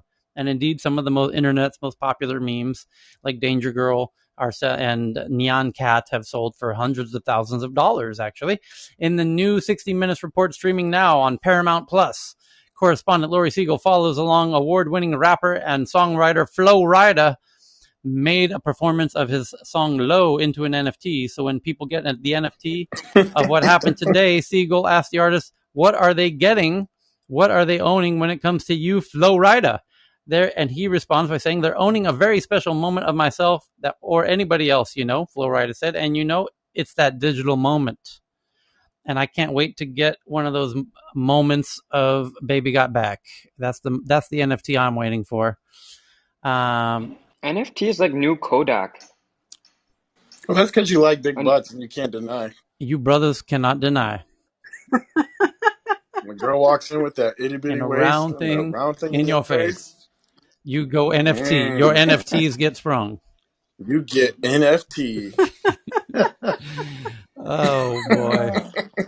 Oh The boy. rap between Tyler and Oh Michael. boy. She's little in the middle, but It's she's got Guys, much back. if you're talking NFTs, come join us. We're having fun over in the We, blockchain room. You can talk NFTs for the rest of the day. it's you got us. It's the Sorry, Ben, we're on our way, brother. He's come to get you. No, it's all fine. It's cool. Nah, we missed you, bro. We'll be there in a minute. protect. I've sucked at turning up at this room recently. I apologize. I've been doing other things in the real world, so it's been impossible. But Ben is correct, exactly correct. If you want to talk NFTs, Ben's got the room going on right now. It's called the Wednesday Blockchain News, headlines from around the world. And he's got a whole bunch of our friends over there. Ame, Alexandra, Jennifer, everyone's over there talking about all the important stuff going on. And it's an amazing public service. And people should get more updated and familiar. And there's no better source on the internet, I assure you, than going into those rooms and having those conversations, getting your questions answered. Get up on stage, ask your questions, and get that free education. I can't believe how valuable education. It is. It's fantastic. And kudos and a huge, everyone should be thanking Ben and Donna and May and everyone over there doing that. They're doing God's work over there. Poppy just sent in an article about protecting human rights from AIs. Because, AIs are abusing your human rights, right? So the article says, watch Human Rights Commissioner Ed Santow outline the reasons why an AI commissioner is needed. Artificial intelligence technology brings the promise of improvements in many areas of life, but it's not without problems. More AIs, more problems, as Biggie always said, right? So near the top of the list of issues are ways in which it may embed prejudice, for instance, through facial recognition and surveillance. If AI is to fulfill its potential, it needs to be safe, fair, and reliable. So it's a big article with an embedded audio podcast that you can listen to, all about protecting human rights from AIs, because these AIs are so powerful. And in fact, there's an embedded video, which is truly an amazing technology that they put as part of this article that you can see for yourself. And I'm tweeting this out from the Tech News Twitter account, which is at TNATW. And if you look closely at the title of this room, you will notice those are the first letters of tech news around the world. And if you can figure out how that happened, please DM us and let us know. Mulder and Scully are on it. It's a truly wild coincidence, and we're still trying to figure it out. So the truth is out there. The truth's out there. Heyman just sent in a brilliant article that I'm retweeting from the Tech News Twitter account at TNATW, the Netflix of wellness. Inside the Hollywoodization of Peloton, the bike company has become a global content brand via rigorous scripting of classes, canny promotion of instructors, and entertainment industry partnerships. Peloton is the Netflix of wellness, they're calling themselves. And you'll see it when you see this article from the Hollywood Reporter that we just tweeted out. The bike company is creating all kinds of content, because the bike it's a stationary bicycle, and you run yourself ragged like a hamster on crack, except that it's got a big TV screen on the front of it, and that screen's got content that you subscribe to, like Netflix. And now you understand the title of the article, the Netflix of wellness, because you're paying for a subscription to this content of these very fantastic cycle teachers who encourage you to, exert yourself. Double down, Bo. You got to make that hill. Push double down. On the Pop-Tarts. You got to do this. Cut back on the Pop-Tarts. Yeah. Did you give us an audio test of that the other week? Oh, yes, I did. Yes, and we did have a song to that point. We gave a little audio taste of what it's like to be in a Peloton session. Biden and Putin agree nuclear war cannot be won, is the headline coming out of Germany's, my favorite publication out of Germany, called DW.com. That's really good news, actually. Yeah. Biden and Putin agree nuclear war cannot be won and must never be fought. U.S. President Joe Biden and Russian President Vladimir Putin have concluded a high-stakes summit in Geneva aimed at cooperation, but dominated by deep disagreements. U.S. President and Vladimir Putin have ended their highly anticipated summit in Geneva. The leaders' first in-person meeting since Biden became president took place at a lakeside villa amid soaring tensions between the two countries. As talks ended after roughly 4 hours, less time than either side thought they would need, Biden gave a thumbs up. Members of the U.S. team said the meeting had been quite successful. At a press conference after the meeting, Russian Vladimir Putin called the talks constructive. Putin also praised Biden as an experienced statesman, willing to sit down for hours with other leaders, as noted by DW's journalist. Opening the talks earlier in the day, Putin said he hoped for a productive meeting, while Biden called it a discussion between two great powers and said it's always better to meet face-to-face. And the Swiss president hosted the talks, which were scheduled to last 4 to 5 hours, and they lasted 4 hours. And apparently everyone's happy with the results. Both sides want to lower the temperature a notch or two, and they're trying to find some ways to resume the dialogue. There have been a few quite far-reaching cyber attacks in the U.S. recently, and I'm wondering now if it's an interesting coincidence that these Ukrainian ransomware hackers were actually caught during the meeting. That's what I was saying, Tyler. Right? That's what I was just telling earlier. What a coincidence that Biden and Putin is meeting and they get to arrest. Very interesting, actually. And I think people don't realize just how good of news this actually is. Because I don't think y'all motherfuckers understand. If we go to the next war is the last war, by the way, just so everyone's clear on that. If there is another war, like, and anybody hits any button, the whole world is done, just to be clear. So I know none of y'all are really freaking out or don't think that's really big news, but that's big fucking news. That's our other deep dive room called BFN, Big Fucking News. It's part of the That's every the Tuesday. BFN network. I am honestly gonna start that room, bro. Tyler, you are Co-hosted by on a Jenna whole nother Jameson. level Yeah, tonight. it's part of our sister organization called the BFN network. Big Fucking News. So that will do it, my friends. BFNN. Thank you for joining us at BFN today. Thank you, everyone. We will see you We tomorrow. appreciate you guys. Do join us over in the blockchain news. Thank you very much. And it's been fun, everyone.